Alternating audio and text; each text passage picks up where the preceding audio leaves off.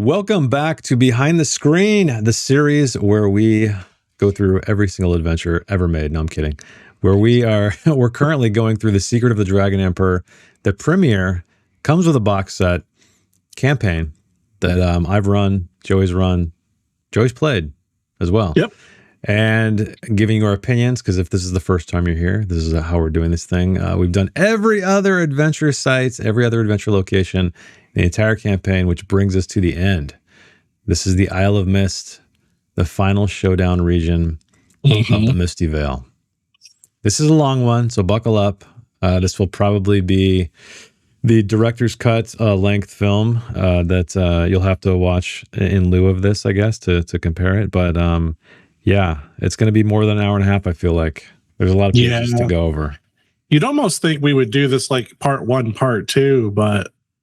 Nah, we're just going to sit here. We're just going to sit here and get swamp ass and just see what happens. Anything you want to say before we begin? Like any, I don't know. I guess we've never done that before, so maybe it's pointless. Well, I will say... it's funny that you asked, because actually I do have something I'd like to say about this. Of course, I played this before I ran it, because I didn't want to. I joined in, this channel's campaign of Secret of the Dragon Emperor. More or less a little more than halfway through, I guess. Yeah. So I originally watched it to learn how the game kind of felt, because the Adventure Archive was, at the time, I was just a fan of the channel, and I liked the way you guys played because it was just real down to earth. Just, this is the game. We get it wrong, And so that's how I like to learn how to play games by playing them.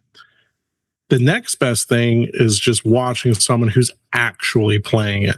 So when I did the Isle of Mist for the first time, I was a player, and when you ran it, I think this was maybe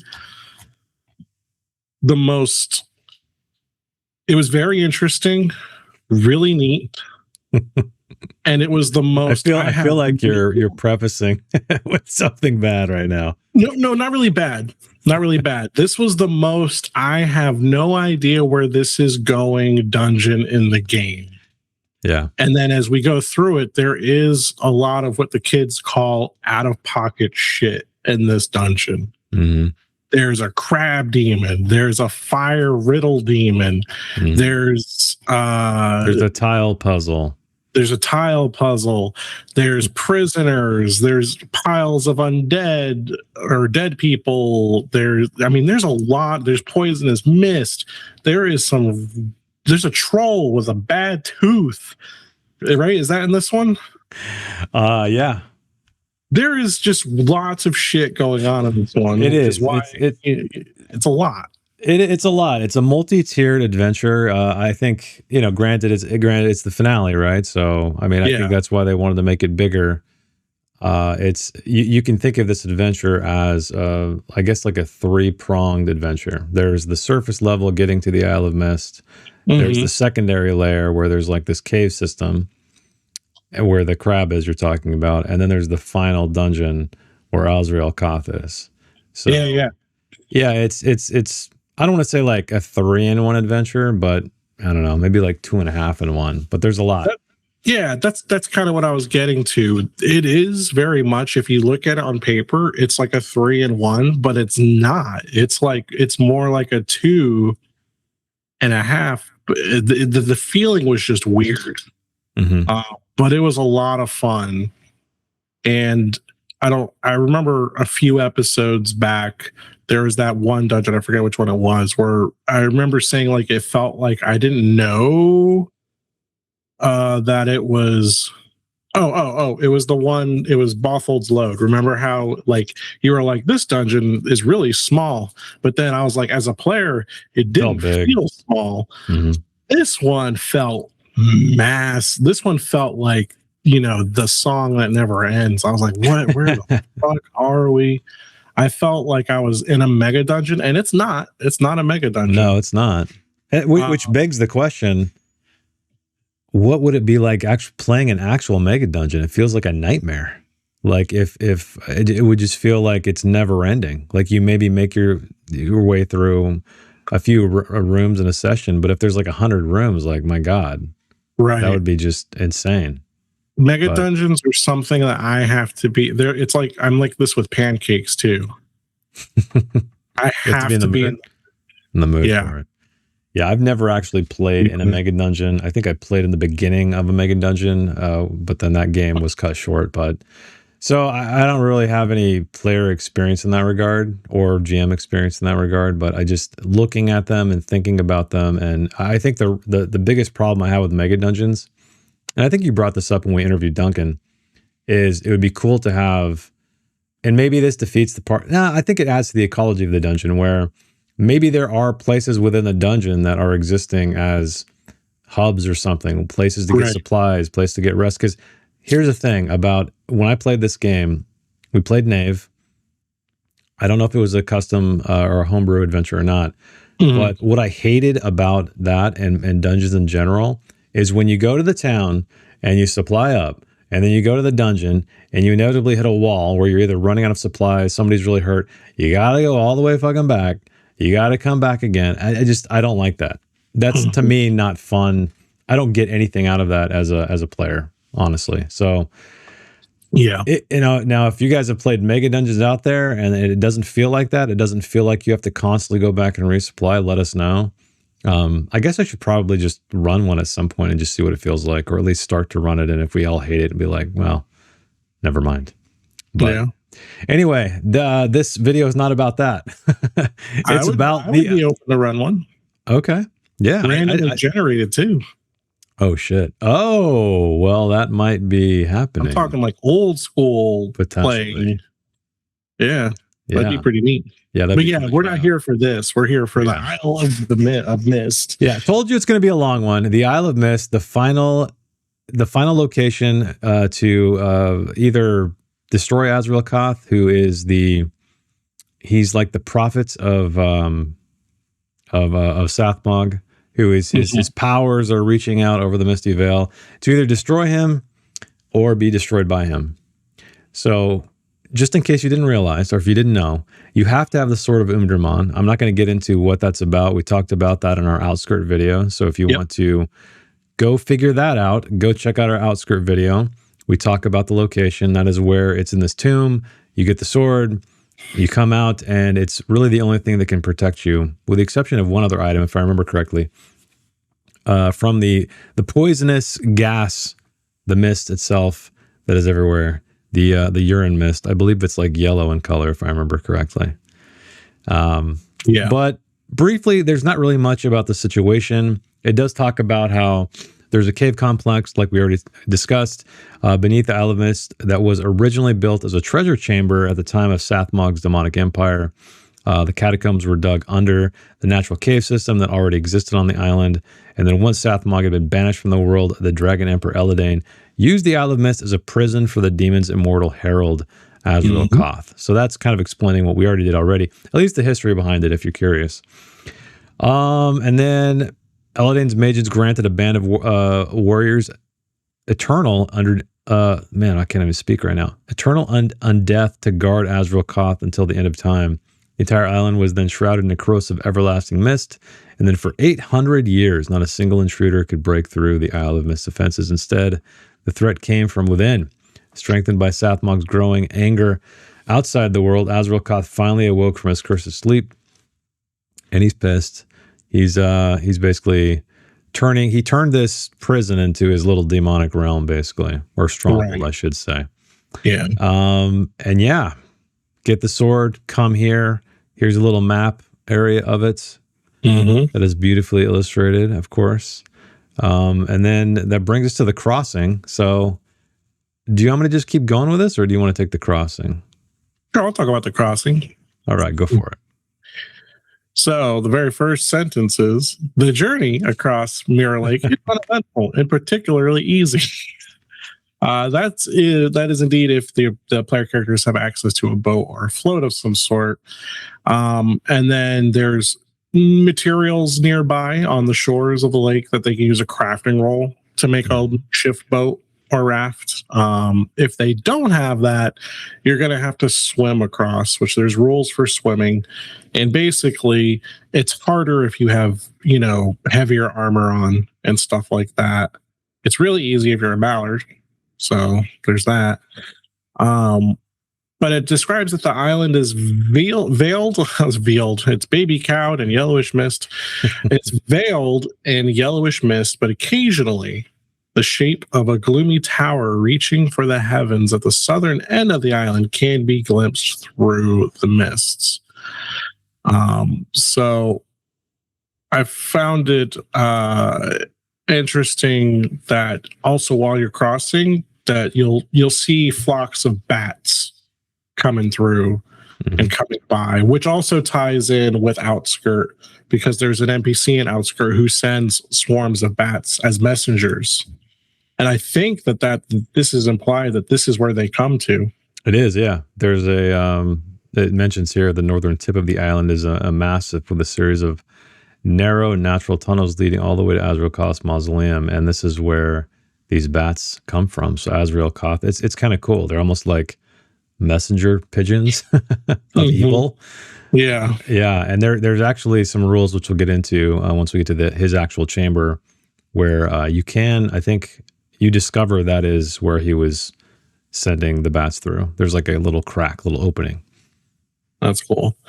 And then when you reach the island, it's very obviously hostile. Actually, here in the book, it uses the term inhospitable. So, like, there's no plant life, there's no animals really. It says that all you find when you get there is the tower and many dead orcs. The only eye-catching feature is a pond in the middle of the island, which is an entrance to the caves. So that's what it is for the crossing. And yeah, it talks about the bats right here, right below it. Yeah. And I would encourage, I think the key thing here is, so we had a DM on our GM on our Discord server talking about how he had some just brazen characters or player characters who just went there immediately. They heard about it. They went there. They were suffering the corrosive mist. They were like, okay, we'll just keep going. And then they had this encounter, or almost had this encounter, up on this northernmost area. And he was following the rules to a T, and they kept making it, which was surprising. They were taking D6 per stretch or whatever it is, damage. Right. And they still made it, and they were almost going to fight this guy, this ghost or whatever, who's on this little mountain. And they, of course, would have been dead at that point.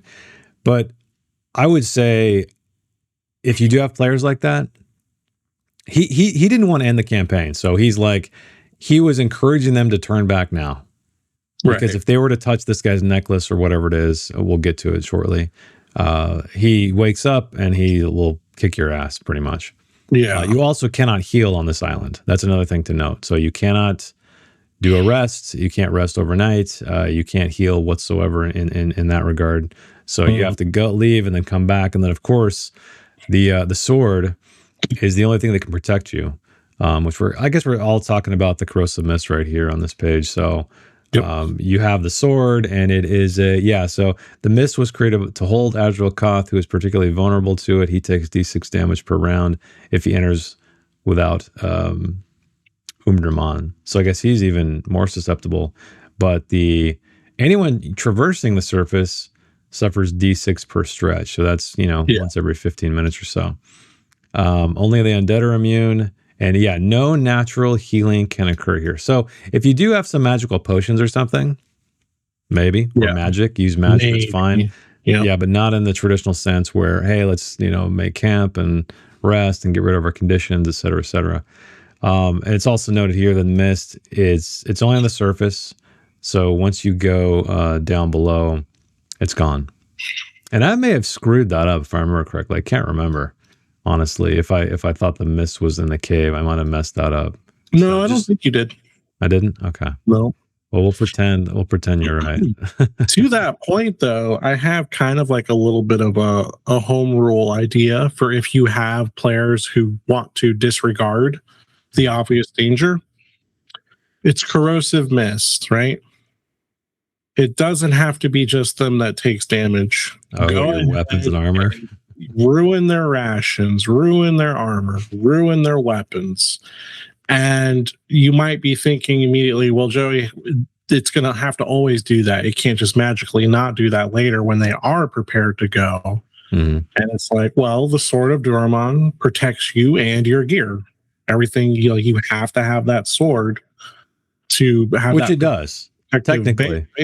Yeah, technically it does. I mean, it's a 10 meter bubble pretty much, right? So whoever has it, it's like 10 meters in every direction. That allows everything to be unharmed with inside of it. There's also the Kadal's ring, which we'll talk about as well, which does the same thing. Right. So, yeah, I was going to say, if they argue that that's railroady, it's not. It's like that's just something you have to overcome in order to explore that area. If you don't have what you need to overcome it, well, then you have to go and sandbox through everything else to find the thing you need, But so I think it's fair. No, it's all good advice. I would say, though, there's no chance a starting or an early party is going without the Sword of Umdurman is going to survive this.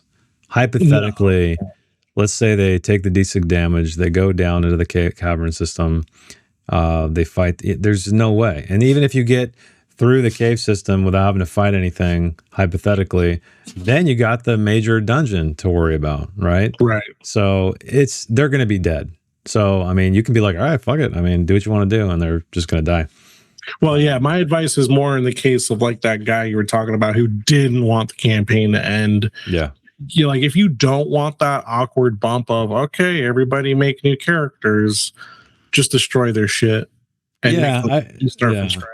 And honestly, like, to me, it's a sign of bad players. Like, they must have been novice role players because I feel like a good player, they respect the situation, they respect the atmosphere, like just the game itself in terms of what is my character doing? How would my character feel about this? Right. I'm not trying to play this as a video game and try to find like a speed run glitch, to get into there. Granted, I think there are plenty of people who view role-playing games like that, but I feel like those are really the novice players because that's honestly not what it is.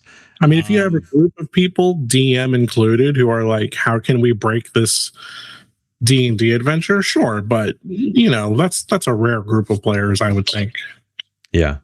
So I think it's really important to find people who respect it.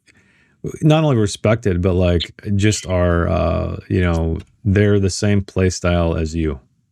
So you guys complement each other versus contrast. And that's the hardest thing, man. It's the hardest thing is finding a good group.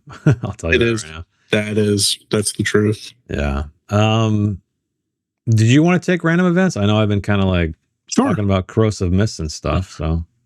So for the random events, it's a roll of up to 10. So you're usually probably rolling a D10. There might be some variances here and there. We'll see them as they come up. But for the first one, it's vampire bats. So you're attacked by a swarm of vampire or demonic bats.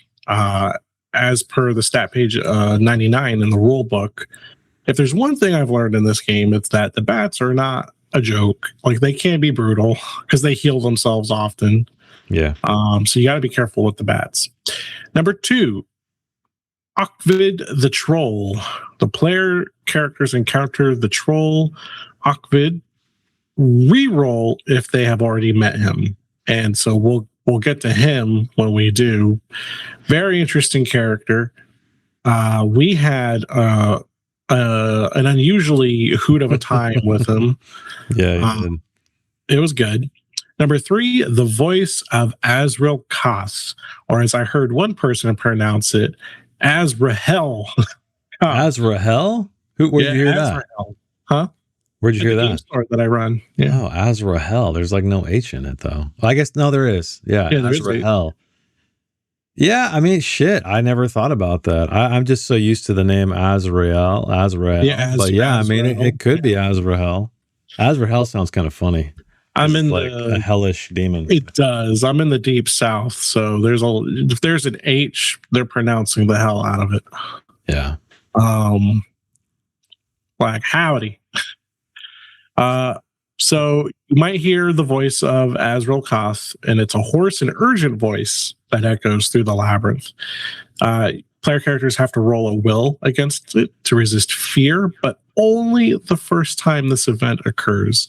And it takes a successful languages roll to understand the words "all power to Sathmog, our three-tongued liberator." Mm-hmm.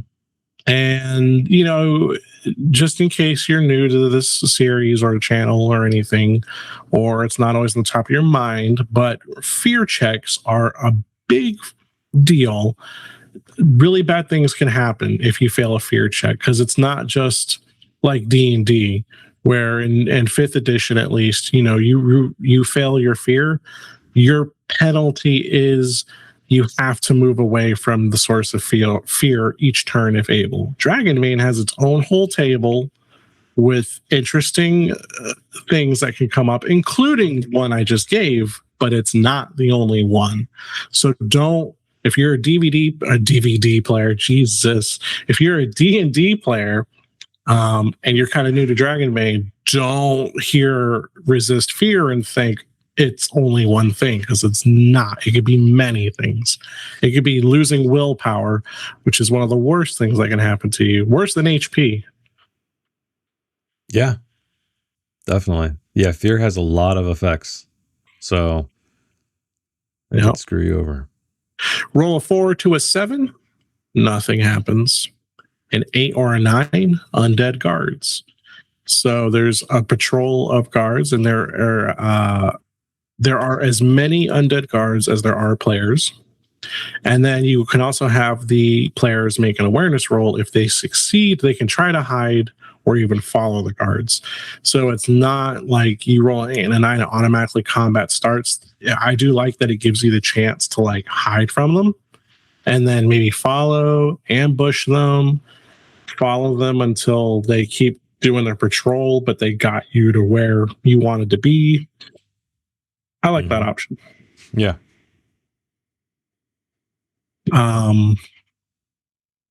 Number 10 is that Azrael Koth himself attacks. The demon sorcerer himself shows up and attacks the player characters to test their strength. Upon taking damage, he instantly teleports back to his mausoleum. Oh God. I got the hiccups. Perfect timing. Mm-hmm. So I like that he comes and attacks you, but I like that the way it's written is he is just testing you. Mm-hmm. So he might not, upon taking any damage, he instantly goes back to his, where he is. I like that. Yeah, unfortunately, I don't think I ever rolled that one. It would have been a cool thing to make happen. I guess one thing that's interesting about this table, and I could be wrong, but I seem to recall that typically the nothing happens rolls are 1 through whatever. And then after that, it cycles up. So I'm curious what their thoughts were here. I mean, granted, like they split it in the middle, like 1, 2, and 3, stuff happens. 4 to 7, nothing happens. 8 through 10, stuff happens. So, right. Yeah, it's interesting how they did that. I think it's because a lot of the rooms have like modifiers. So let's say, roll a 1d10 plus this. So, but anyway, before we move on to past the starting area, the crossing. We did talk about this briefly, but just so I don't forget, you can find this, and I think that's really cool. There's a theory, or maybe not a theory, but like a rule, a recommendation of having multiple entrances into a dungeon. Yeah, I think it's called Jiquang, the dungeon, or something like that. Or that's one of the tenets of it. So it notes here, though, that you can find this secret passage with a spot hidden roll, but only a person with a heroic ability contortionist can pass through them. So you can find them, but there's no way, no how you're getting through unless you have that heroic ability, which I don't believe anyone's ever taken that I've seen in my Dragonbane days anyway. Yeah. So you could technically get through there and I guess find Azrael, face him immediately. I think that's where the opening is, if I remember. I can't remember, but we'll get there. Yeah. Okay, so we're moving on to the locations finally. So we're still above ground, however. And we've already talked about the levels, so I'm not going to go over this. And real quick, just because, in case there's newer role players in general, the Jaquaziing term is there's a dungeon designer, Janelle Jaquay, and yeah, she kind of had the idea of you can get in multiple ways in a dungeon, so that way it's not always boring. Old Atari computer, Commodore 64 type S dungeons where you just go in, you go through, and you go back out the way you came in. Dungeon design philosophy is pretty deep. It goes very deep. So if you're interested in what we were talking about and learning more about it, it's called Jaquaziing a Dungeon. It's spelled weird, but just type in Janelle Jaquay and you will see what we were referencing there. Yeah. So we'll start with, I guess I'll take this one since you just did the encounters, but the Tower of Sacrifice. So on a hilltop stands a column of white marble so tall it rises above the yellowish mist. Note that there, rising above the yellowish mist. Right. A narrow staircase winds its way up the column. 5 arms support a wide stone slab at the top of the tower. So that is location 1. Here's the map on the screen, as you guys can see. It's way down here, south. This is where I believe the party, the very brave or foolish party, was heading toward before they decided to turn back, or the GM encouraged them to turn back. Yeah. But anyway, at the top of this tower, there is an altar. It has strange inscriptions on it. It also has shackles, which suggest that sacrifices were performed here, as does a burnt skeleton on the scorched surface. There's also a medallion, which is going to interest the players most likely. The dead body wears a medallion with a black mark of Sathmog on it, which they should recognize by now. Whoever touches the medallion, though, summons the ghost of a demon worshiper named Verkon, who immediately attacks. So there's no persuasion, there's nothing. So if they make it this far without the sword, they're screwed. And also the medallion is charged with 20 willpower points, which the wearer can use. So really cool magical item if you are able to get it. You guys did not go there. Yeah, no, you guys didn't. I remember you guys walked up to it and checked it out, but did not. Did you go all the way to the top? I think we did. We saw the charred skeleton and we said, yeah, you're like, nah, we're good. Yeah. So, So, and ghosts are no joke, by the way. They are not. They are not. You guys faced a ghost in our last Path of Glory, and if it wasn't for Brian's fast footwork ability, she would have been toast. Yep. She would have been toast. Yeah. So yeah, they and plus they once they're banished, they'll come back. So they're never fully gone, I think, unless you somehow solve the puzzle of why there are a ghost why they're still here. But then maybe there's other times where nope, it's like this eternal cycle. So I hope in the new magic book, I hope there's kind of like a proper divinity school of magic coming. One of the things I miss in Dragonbane, well, like I miss from other games, this is not in Dragonbane, is there isn't like the turn undead-esque clerical type. I wouldn't want them to be like a D&D cleric per se. I wouldn't want them to be that powerful, but I wouldn't mind if there was a more light side school of magic to counter the demon the demonology that will be showing up as well. There is necromancy, so maybe that has things like turn undead and stuff. But yeah, it could be. I'll be able to verify that once you're reading the next section, because I do have the Book of Magic, so I can tell you what schools of magic there are. All right. Well, number 2 is the entrance. Well, one of the entrances, I guess we should say. But this one is the one that's near the pond that we had mentioned earlier. So in a hollow surrounded by barren hills is a pond. At its edge lies the corpse of an orc, seemingly burned to death by acid. The water is clear and utterly devoid of life. A staircase can be seen at the bottom, leading upwards into the mountain. That's good. I like that it says that you can see the staircase because of how still the water is. Because, I mean, this place is so deadly that characters, if you didn't know there was a staircase there, you might be like, I'm not even going to explore this. You know, there's nothing in here. Nothing's alive on the island. There's a dead orc next to it. I'm glad that they made it where you can see into it. Yeah, I love that they have like this cross-section illustration, because a lot of times it's difficult to convey things like that unless it's worded very perfectly. Right. So this is nice how you can see that the water level, you just have to go underneath and then come right back up. Kind of like that wizard's hideout in Path of Glory. It was a little difficult to picture exactly how that was. Exactly. Yep. But there's footprints around. So anyone who uses a spot hidden check and succeeds, they will know that these were left by Azrokoth's and undead guards. Now, I'm not sure how you would know they were undead guards. That's a little wonky. Unless they're barefoot. Maybe. I don't know, but they don't got the boots on. Skeletal feet came through here. Well, man, these are some big chickens. What is this? You could dive. So you reach the caves, the characters can do a diving check or a swimming roll, really.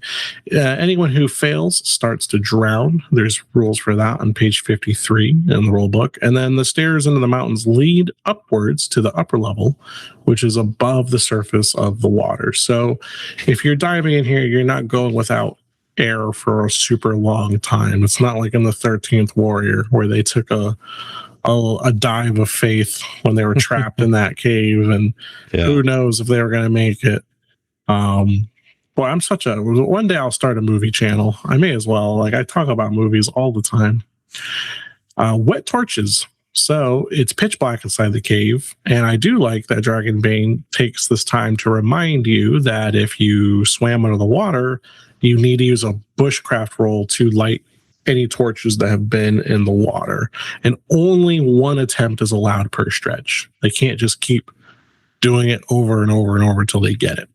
Yeah. And then last, there is a random event that could happen. You roll a D8 in this case, which makes sense because, you know, so Azrokoth wouldn't show up out here, because he would die quickly if he showed up out here. Small things like that make you really appreciate the work Free League does with these, with the books that they make. I think the best. Oh, go ahead. No, I was going to say it is really helpful to have like little rules like that noted within the text, because I'll tell you, I mean, if you guys watch me run Dragonbane, you'll know I forget rules all the time. It's just one of those things that unless you're constantly using it, you tend to forget it, you know? Yeah. And I think when I compare Free League, the reason why I hold Free League's stuff up so high isn't because like I have this, we're not like sponsored by them or anything. We don't get like shit from them. I put them up high because when I read a lot of other books, I can tell now after a couple decades of playing tabletop games, you can kind of tell when you've read a tabletop role-playing game book and you kind of feel like, man, that was like a little bit barren for my liking. It's because they didn't want to take, I'm not saying every time, but there's times when you can tell like, ooh, they didn't want to take the risk of being inconsistent within their own book. Mm-hmm. So the less they write, the less they reference rules, the less they reference other parts of the book, the less errors they could make in it, right? And I get that feeling from a lot of publishers. Whereas Free League, sometimes they might make an error. I can't remember any off the top of my head, but usually I'd say no. They're just really good at giving you useful information. And I just wanted to point out, like, the reason why I'm patting them on the back is because there's a lot of people who leave out useful information throughout their books because they don't want to be inconsistent if it's wrong. You know what I mean? Well, not only that, I think it helps GMs of any skill level, because I feel like a lot of more indie stuff often says, "Oh, well, you know, if you forget the rule, just do whatever you want." And so they often, a lot of the room descriptions are really basic, which I'm not criticizing that. I'm just saying, reading adventures like the ones in Dragonbane, like this, where they do remind you of rules, it gets you in the habit of internalizing that stuff in terms of like understanding, like thinking as a GM, like, okay, well, what would I do if they wanted to do X? And there's not a rule for everything either.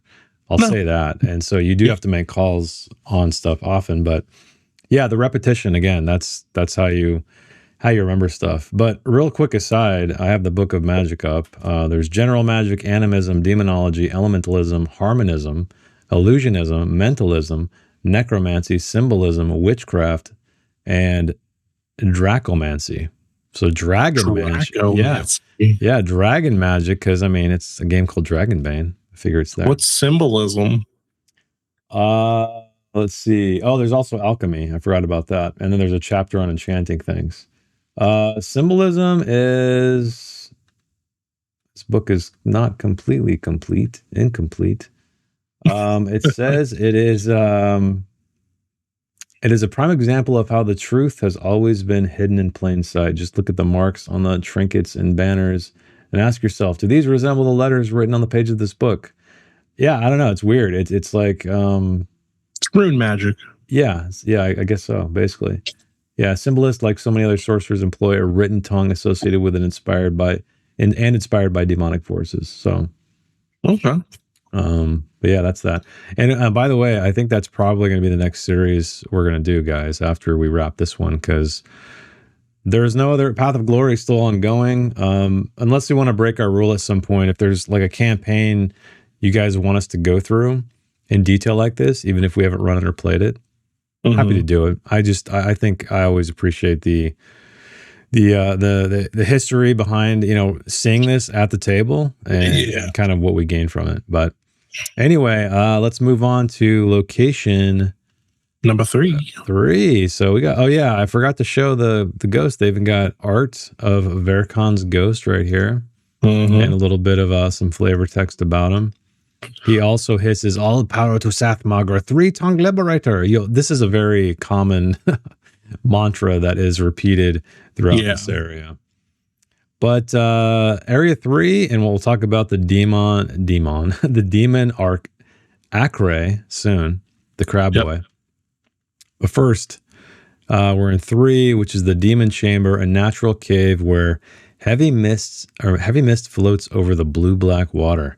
A faint dripping sound echoes in the cave, which smells of wet rock and decay. Stones in the water form a path across. So that is... Wait, where am I? You scroll down a little bit, and then you're in the caves map. Oh, am I right here in the middle? I'm already in the demon chamber. I guess I guess I wasn't showing the map. Sorry, guys. So this is what he was talking about earlier, the stairs down. And then now we're in this chamber, this is kind of a crazy chamber because you can slip and slide on these rocks. There's a freaking demon in the middle. But yeah, the stones, as I mentioned, their slippery acrobatics rolls are required each round. It is not an action, though, to avoid falling into the water, which would extinguish a torch. What's more, the water in the cave is freezing. Anyone who falls in must roll bushcraft to resist cold. So that sucks. It's very brutal. There's no way around it unless you hang out at the outer edge before you step into it. Like if you want to, I don't know, fight this guy from over here, I guess, once he appears. But yeah, if you're going in there, it's a rough time, especially if you're like a heavy armor guy, because you're going to get baned on those rolls. Yeah. But yeah, the demon Akray. On a large rock in the middle of the cave, shrouded by mist, stands the demon Akray. He cannot be seen from a distance. So this is what he's going to do. He's going to lure you in there, which is exactly what happened. Well, not lure you, but you don't think anything's going on. Right. He attacks anyone who sets foot on the rock, which is covered by a pentagram. So you'll see this symbol. There's also another demon in this dungeon that is bound by this symbol as well, which we'll get to. He's a little Riddler. Yeah. And outside of that, just various different directions. But the mist is noted here. Because of the dense mist, the player characters must roll to see whether their torches go out at the end of each round. So that's even crazier. So the mist is in the air. The torch light's going to go out. Remember, it's pitch black in here. There is no kind of, no kin can see in the dark. Yeah. So darkness is a scary thing. My players hated that mist putting their torches out. Yeah. So Akray the demon, here's a little bit of cool art for you. I'll scroll up a bit. He looks human with head and claws of a crab. He lets out a gurgling sound and reeks of rotten seaweed. Akray is bound to the stone with a pentagram. So I'm not going to go through his stat block entirely, but it's unique. So this isn't just a standard demon stat block. Yeah. But yeah. I like that brutal. They gave him a movement of 12, but he can't leave the center rock anyway. Yeah, that's true. Does it say he can't leave it at all? Mm-hmm. It says Akray is bound to the stone with the pentagram and cannot leave. Yeah, that is weird. That is weird, because if you think of this in combat tactics, I mean, what is it, like 1, 2, 3 squares wide and like, I guess 2 and a half tall. Yeah, at most. So, I mean, he's going to be going in circles, but I think we find that movement is less of a thing in combat often, especially in close. You tend to like just be right up in there and just like start whacking each other like hell. And plus he's probably not afraid of you guys. So no, and it's good. I guess it is good to have his movement officially there, because like, what if you want to summon him somewhere else where he can move around? Why not? Yep, exactly. But that's it for room 3. I guess we'll move on to room 4, the ghost room, which is right up here. Yeah, the ghost room is a cramped cave dripping with water and with algae on the walls. A skeleton in rusted chainmail is lying on the floor. So the skeleton, it's got an old broadsword that's still in good shape, and it's wearing a ring on one of its fingers. Removing the ring awakens Kadal's ghost. And I remember when we did this. Mm-hmm. It was a neat thing. So before I go to Kadal's ring, if you would scroll down to look at Kadal, we're holding the ring out. Yep. It says the ghost of a handsome young man rises above the skeleton and speaks to the player characters. My name is Kadal of the Keep. I won't make them that bad. My name was Kadal of the Keepers of the Immaculate Flame. I came to free my beloved Tuviel and defeat the wicked sorcerer Azrael Koth. But here in these caves, I met my bane, the Maldorous sea demon Akray. The demon must die for me to have peace. Give my ring to your best fighter and slay the demon. This is my final wish. So if the characters accept this, he blesses them in the name of Elodane, which allows them to use his magic ring. If they refuse, the ghost sinks back into the skeleton. Now, what the ring does, it was protection from the evil mist, right? Yep. Yeah. Also, yeah, you also get protection from the mist, so you could, I guess, spread the protection love. Yeah. Because I remember we met one of Maleduk's orcs down here, and we gave that orc the ring so that they could escape. Oh, that's right. Because we still had the sword. Yeah, that's right. But yeah, so it says the ring on Kadal's finger grants the ability to it grants the ability to see in the dark. It's really good, and protection against the island's evil mist, provided the wearer first receives the blessing of Elodane. Kadal can bless them, but only if the player character accepts his request. I forgot that it let us see in the dark. Yeah, I don't know if it ever became a thing. I don't think it did. You guys always had torches and stuff. We're pretty good. And then other than that, of course, there is roll a d8 for the random event. Yeah. Okay, so we're going to move on to the 3-way room, location 5, which is up here. This is where we had a little fun fear roll, I believe. I think that's when the troll was coming up, and I think it was what's his name? Gideon got feared. Gideon. He got feared, and then like just bolted in the other direction. He was like running through the caves. It was a good time. But the 3-way room is it's 3 cave passages meet in a natural cave. Faint echoes are heard, but from what or where is unclear. Warning: with a successful spot hidden, though, player characters can find a warning written in charcoal on the wall, which reads, very, very on the nose, troll, all in caps, followed by an arrow pointing east. So it's like, it's literally what is there with an arrow. Because if I remember correctly, Gideon got feared and then he ran straight into the troll. That's right. I got it wrong. He ran right into that room. I think we had the ROCKFALL voice in this room. Yeah, it was a good time. Something feared him. Yeah, you can also roll a random event here. So again, it's a D8 though, not a full D10 for every stretch. And then the east is a fungus-covered passageway, which we'll get to that next, and just different directions you can go. Yeah. But that's it for the 3-way room. Next up is the ROCKFALL.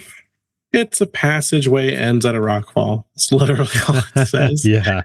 You can succeed with a crafting check to realize that the fall was set off deliberately. So what these rocks do is they block the entrance and form a dead end. ROCKFALL himself caused the rockfall so that intruders would have to get past Acre in room number 3. So he wants you to fight that crab demon.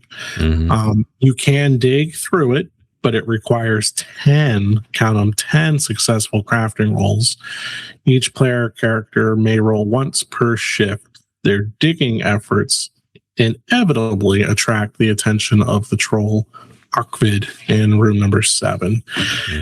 So if you do finish clearing up all of this rubble, then it has a passage that leads south, opening to the descent, or leads to the descent, which is area number 8. Yep. Which we'll talk about in a bit, but we'll talk about OKVID'S Den. So this beautiful troll right here. The stench of decay precedes the sight of the room, which I should probably scroll back up just to remind you guys. It's over here. Yeah. There's a little den far to the east. Full of stuff. A natural cave with animal skins on the walls and floor. Boxes, sacks, weapons, and all sorts of junk are neatly lined up against the wall. So, of course, OKVID is here. He stays here when he's not on the cave system, so he's kind of a wandering monster to a degree. There's rotting food. The boxes and sacks contain food in various stages of decay, and he likes it that way because he's a dirty troll. It's easier to chew. The player characters can eat the food, but are then exposed to disease with Virulence 9, which you can check the rule book for. It's going to be a roll against con, basically. There are treasures, though. D6 torches and valuables equivalent to 3 treasure cards. So in this cave, torches can be very valuable because they get wet, they get put out. So this is pretty cool. And I often find players forget torches for some reason sometimes. Yeah. But that's it. I'll talk about I keep saying OKVID. It's OKVID. OKVID the troll. He's a grumpy old troll who serves as caretaker of the caves under an agreement with ROCKFALL. As a payment, he is allowed to keep all of the treasures he picks up from the fallen adventurers. So he's basically hoarding all the stuff. You can see in the illustration, he's got crazy earrings. He's basically decked out. Yeah, he is. Like a rapper, pretty much. Yep. He has a regenerative ability, which allows him to live in the corrosive mist. So it's kind of it's like a shitty existence, man. Because he's still feeling pain and all that, but then like he regenerates. So it's like this perpetual pain. His voice rumbles like a rock slide, and his stench makes the eyes water. He has the stats of a troll, with one addition. He's got a toothache. Oh no. Yep. And if you succeed with a healing roll, you'll realize that he's suffering a terrible toothache. It takes a successful persuasion or bluffing roll to get the troll to accept an operation. Pulling the aching tooth requires another healing roll. On a failure, the troll attacks. If the operation succeeds, OKVID allows the player characters to pass. He also offers them some running food. So, I don't know, funny little like kind of fairy tale-esque attribute to OKVID. Not sure where it came from, but, you know, I guess it adds a little bit more flavor and character to him. It does. Yeah. Yep. But that's it. So we'll move on to 8. Number 8, The Descent. Dun, dun, dun. That was a movie, wasn't it? It was.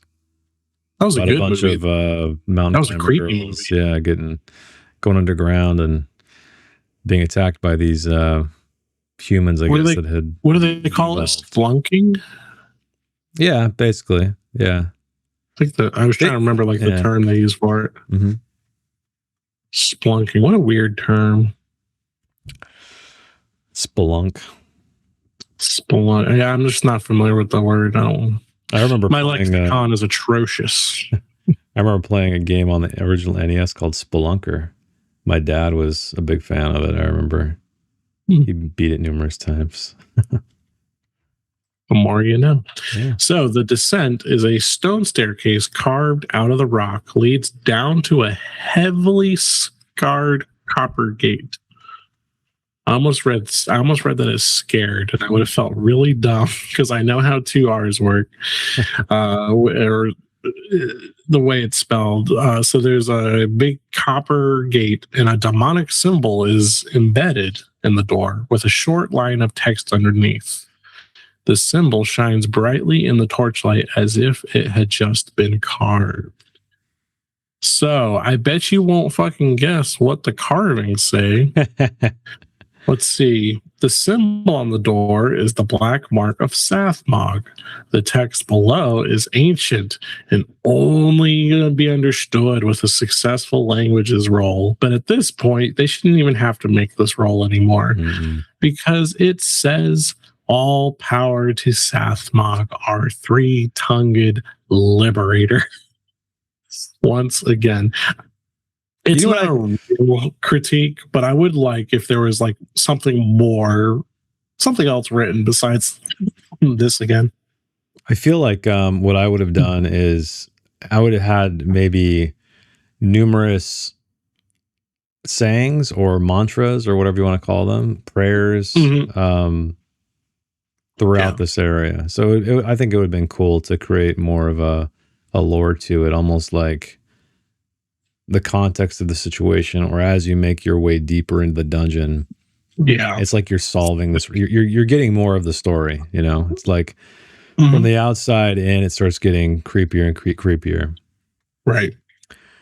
Okay. So I guess that's it. Nope. Wait. No.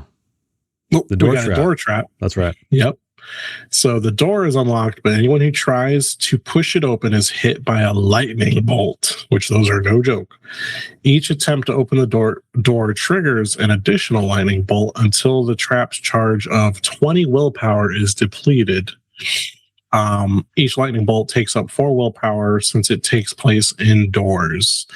Yeah, that's good to know. So typically, any spell you cast, its base cost is just 2, except for magic tricks, which are like equivalent to D&D cantrips. Those cost 1. Yeah, and then no roll needed. Yeah, no roll needed. You just do it. But a person who examines the door and succeeds with a spot hidden realizes that the symbol has been polished by many fingers run along its grooves. Not sure how that helps. It helps because the paragraph that I just skipped, you big dummy. To open the door safely, a player character must run their finger along the symbols on the door and speak the words written below. Did we figure that out? I feel like that would have been a Donovan thing. His languages was high. Did you? I don't remember. I'll have to rewatch those episodes because they were good. I miss Donovan. Donovan was great. I think you guys might have. I feel like if Gwydion ever dies, I might just bring back Donovan. Yeah, I feel like you guys figured out the the spot hidden where you can see how to get through. Well, that's all there is then for the descent. Then we go into the 4-way room. The 4-way room, yay! We are on a new map. Actually, I guess we were with 8 as well. So here's the little staircase leading down. And this is our 4-way room with a statue pointing to the west. So it's a square room. It's clad in white marble. On each wall is a polished copper door with a demonic symbol engraved on it. In the middle of the room is a human-sized statue of a horned demon. It points at you with its clawed hand. So I really like that, how it's you kind of round this corner and there's this freaking statue like pointing its finger right in your face. It's pretty cool. Yeah, it's like a good little potential jump scare kind of thing. Another thing I'd like to mention too is that I wasn't sure how I felt about this dungeon, the design of it. Well, the interior design of it, let's say. Because I think normally when we think of dungeons, we think of dark and dank and dreary, but this is like polished marble. Like it's white marble. So it has this almost like, I don't know, it has a different kind of horror. Maybe horror is not the right word, but it's very reminiscent to me of something like 2001 Space Odyssey when he's in that just bright ass room and there's something, or like if you guys know who Hideo Kojima is, he's got that room, that famous room where his Luden statue is, and it's just like this bright white room that he takes famous people in to take photos and stuff. But it's something different, and I guess I regret not thinking about it more and conveying it more in that way, because I think it is a unique feature. It's something that we often don't see in dungeons. I don't know if there is a term coined for it, but I'd like to coin one right now. And it could already be in existence. There's usually not any original thoughts anymore in this world. But what you're talking about and what I'm thinking of, I think I would call that sterile horror. Because I know, it's kind of the same horror you get when you're like legit having to go to the hospital for something. Everything is just so orderly and neat and clean that it's uncanny. It's like it shouldn't be like this. This is not lived in. It's kind of what I had it's the issues I had with the newer Star Wars movies. It was very like everything was kind of like looked new except for like the Millennium Falcon. I'm like, it's all really, really sterile, and I think that's the horror of it. You know, in Star Wars itself, the Empire is scary because of how orderly and how sterilized it looks. Whereas it's a contrast. You feel safe with Luke because he's in a home that looks lived in. Han Solo's ship looks lived in. I would call that sterile horror. I don't know there if you there's go. Actual name for it. Now you got to write a TTRPG all about it. Sterile horror, where it's like the fear of being in hospitals and mental asylums and places that are immaculately clean. Yeah, there you go. It's too clean. It's too clean. But anyway, moving on. There is a symbol, of course, on all the doors. There's a black mark of Sathmog, but on the east door, the symbol is upside down, which the player characters can notice automatically if they take a closer look at the door. East side? Yeah, the east side. So just keep that in mind. Turning the statue, anyone who examines the statue and succeeds with a spot hidden realizes that its base can be rotated. It is also possible to simply turn the statue without rolling if the player characters are of the more hands-on variety. So if they just start touching, twisting, turning things. There are door traps, though, clearly, with all these symbols everywhere. They are unlocked, though, but anyone trying to push them open is hit by a lightning bolt, just like the previous door, power level 1. And each door has a charge of 20 willpower points. So that's a decent amount of lightning bolts you're going to get if you keep trying to press onward. To safely open the doors, you have to run your finger along the symbol in the door while speaking the phrase, "All power to Sathmog." Paul, you guys know it by now. The door to the east is trickier for it's open. The players must. These are kind of weird. I don't know how I feel about puzzles. I've talked about puzzles a lot, but you have to you have to speak it backwards. So, rotar ebil donat ert ruo gomtas ot riwapla. So, you know, obviously the players don't need to do that unless you want to have like a fun little mini game. But that's a clue that it's upside down, giving, I don't know. I mean, it's kind of weird, but then also what I would lean into is how Kretcha and Emrys in room 10 can help as well, because they'll know the secret. So I think that makes more sense. So I feel like more often than not, you're probably going to get a lightning bolt, or your player characters will, and then it's going to be a little bit of a process of elimination and then exploration too. That's pretty much what happened to us. Yeah. But that's pretty much 9. All right, number 10, the cells. Hell in the Cell, Friday night raw. So a row of cramped cells behind rusty barred doors. There is a strong stench of decay. Faint groans and mumbled prayers can be heard from a couple of the cells. So if we're looking at the map, just individual cells, they're all barred. You can get the keys, but they're carried by the undead guards. See page 108. Alternatively, the doors can be picked or smashed open. They have 20 hit points, armor rating 12. So it would take a lot to break these doors, and the guards are going to hear it for sure. There's no getting around that. But the prisoners here are awaiting interrogation before being recruited into Azrael Koth's army. So in one is a orc scout.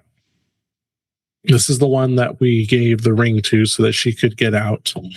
I remember we told her if it's possible, we didn't think it was likely, but like, why not have the option? Take this ring, get to Maladuke, tell her where we are, what we're doing. We might need backup, at the very least rescuing, like what if we get captured? It'd be good for her to know where we were, which making allies with the orcs was probably my most favorite thing we did in that. I like that we made some allies out of them. And gained a goblin. Yep. And then there is a knight. His name is Emrys, and he is badly injured. And then, of course, there is a possibility for a random event.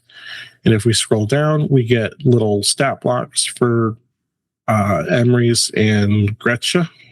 Gretcha? Yeah, Gretcha.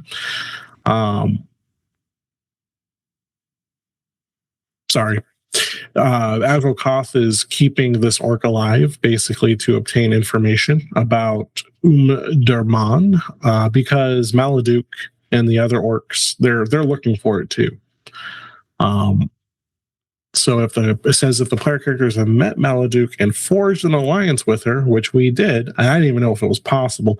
I remember when I did that with Donovan, I was thinking like, man, when it worked, I was like, man, Jason's such a cool GM, because like most GMs would have been like, these are orcs. What the fuck? And then you read it in the book. You're like, oh, he's not that cool. It's it was so cool, but it was still cool. But I was like, oh wow, Free League actually, had a contingency for this. Well, I think like the orcs in this game, they're not like orcs in other games. They're right. They're not like same thing with goblins. They're sort of, they can be anyway, allies, right? They're equals. But I think it is a good point to talk about learning as a GM if you're new to GMing, or I mean, I'm still learning all the time too, and even though I've been GMing for a while. But a lot of times, and I think I brought this up before, but we think in we have tunnel vision often as GMs, meaning we're like, oh, like you just said, orc equal evil.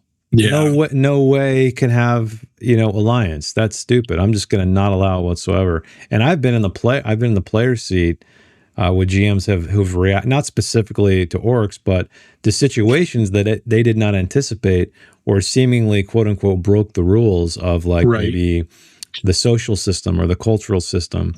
But don't let that hinder you as a GM, because use it. I have the most fun when the players are creative. Personally, that's what I get out of GMing. Like every little thing you do, like the last, I won't spoil the Path of Glory episode, but I was like, oh, that's so fucking cool. You know what Dagwood did and all that.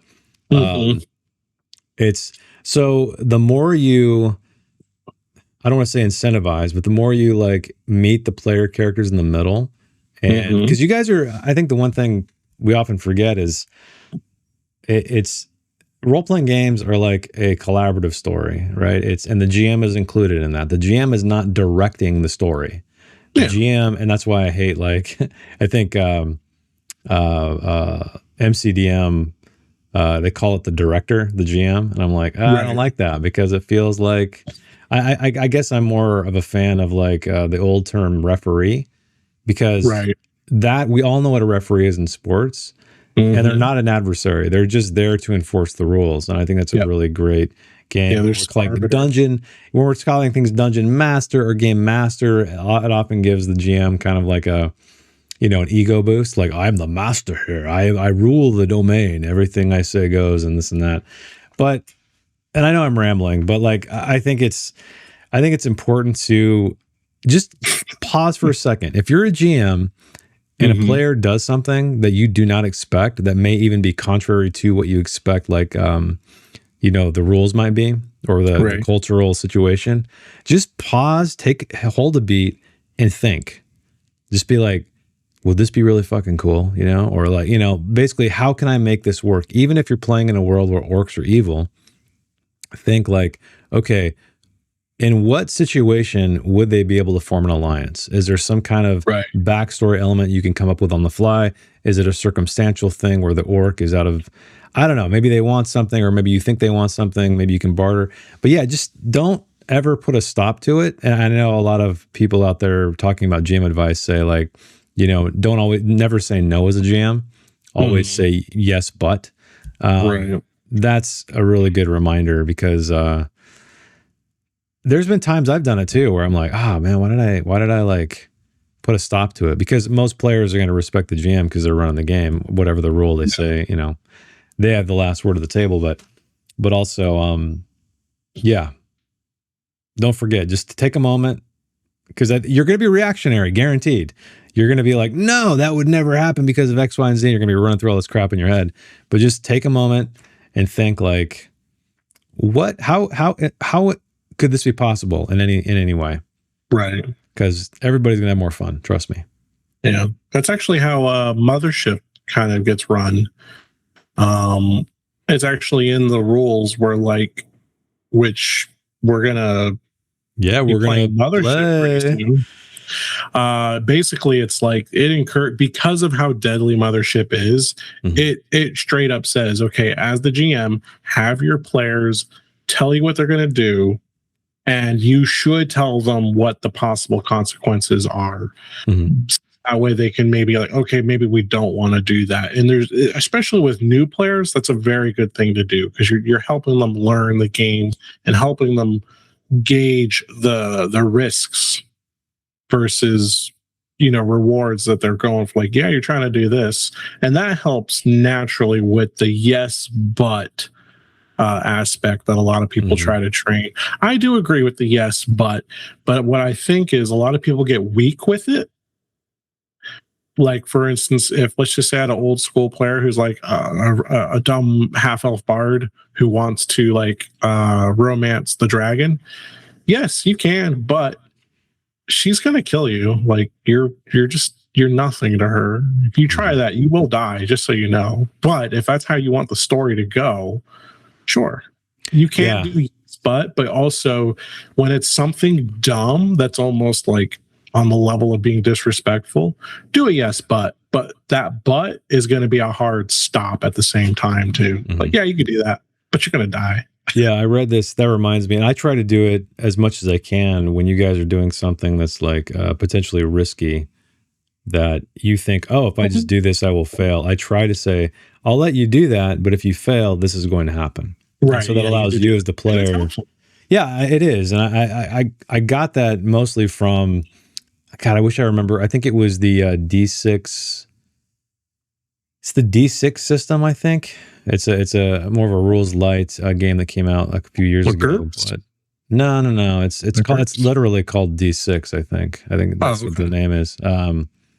It's an independent game, but anyway, there's a mechanic in it that you can use in any game, and I was using it in Merkborg just to try to get people to be more creative. And it's kind of like a gambling thing where, you know, you can, if you do something cool and you succeed, you get like a D6. It's like exploding dice or something like that. And you can hoard these dice, right?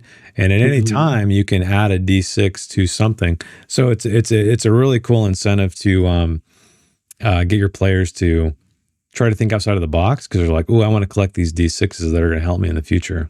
And the only way to do that is to take a risk that's going to have a consequence to it. A negative one. So yeah, that does sound cool, actually. That's pretty cool. Okay. Well, I know that was a bit of a tangent. I forgot where we're talking about Kretcha and Emerus, which I think you covered mostly, right? No, you didn't. Did you talk Kretcha? Yes. Emerus, not so much. Emerys is basically, you can heal him, right? No, he's screwed, I think, right? I feel like he can't fight.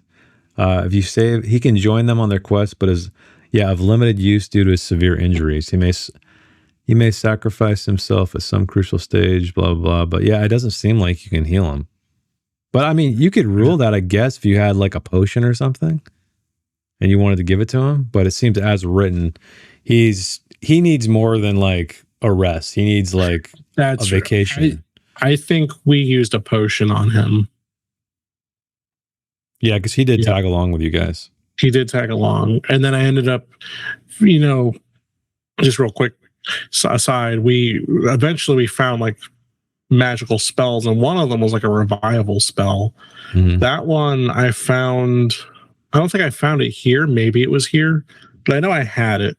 And I remember he was wanting to die for sure, because you eventually find someone that he cares about that's already dead, but they hadn't been dead for long. And I don't think you found them, right? I think it's room 11 we'll get to. Yeah, I'm pretty sure you guys opened the door and you're like, and nope, and then closed it, because there was living skeletons. Yeah, no. I'm not blaming you. I'm just saying what happened. I don't disagree with your decision. But he let us know that, you know, before he left, Emery sent word to Kadal, his sister's betrothed, hoping that he would join him. So it's his sister that's down there, I think. Correct. Yep. And then basically, Kadal was his sister's like betrothed. Yeah. So the guy, the ghost you met, So it's like a tragic triangle, basically. What's going on right here? Tuviel, that's her name, Tuviel. Yeah. She's funny because I'm pretty sure Tuvenel is in Path of Glory. So they're like added an N to the name. Added an N. Yeah. Tuviel, that's the character who in our campaign, Donovan promised Emery's he would revive her, bring her back to life, because he had the time to do it. We hand waved it, but we made sure it was plausibly hand waveable at the same time, because it was the last episode of the campaign. Like, let's not make a whole other session for that. But yeah, that's Emery's basically. He's a dude, came to try to find his sister and save her, found his dead brother-in-law to be, and so yeah, that's them too. Now we can move on to area 11, the skeletal ward. 11. So I'll scroll back up on the map to remind you guys that's down here. So it's a really cool room, as we'll find out. Didn't get to experience it. But the skeletal guard, the room consists of a deep pit filled with armored skeletons and armed cadavers in varying degrees of decay. An ominous rattling sound is heard from the deep mass grave, as if something is moving down there among the dead, or is the pile of corpses itself that's moving. So really, really cool image, I think, just to see that, just like shifting bodies, and it's almost like a mini hell. Made me nope out of there. Yeah. There is fear, because the sight of the living dead is so horrific that the player characters must make a roll against will to resist fear. This hall is where the creatures killed in the cave system are dumped, and where Azrael Koth finds recruits for his skeleton army. So that's a really cool touch there, how like they dump the dead bodies there, and then they're raised from the dead by Azrael Koth. So it's like this recycling facility. Yeah. And then if the player characters enter the room without succeeding with a sneaking roll, a bunch of skeletons, as many as the player characters, come to life and attack. All undead in the room have stats as skeleton warriors on 95. So this is you guys will notice that there's not a lot of maneuverability in this area. If I go back up to the map, it's pretty tight. It's a pretty tight area. So even if you leave this room, it's not a lot of places to go. So it's going to be a very cramped combat encounter and potentially very, very deadly. Very deadly.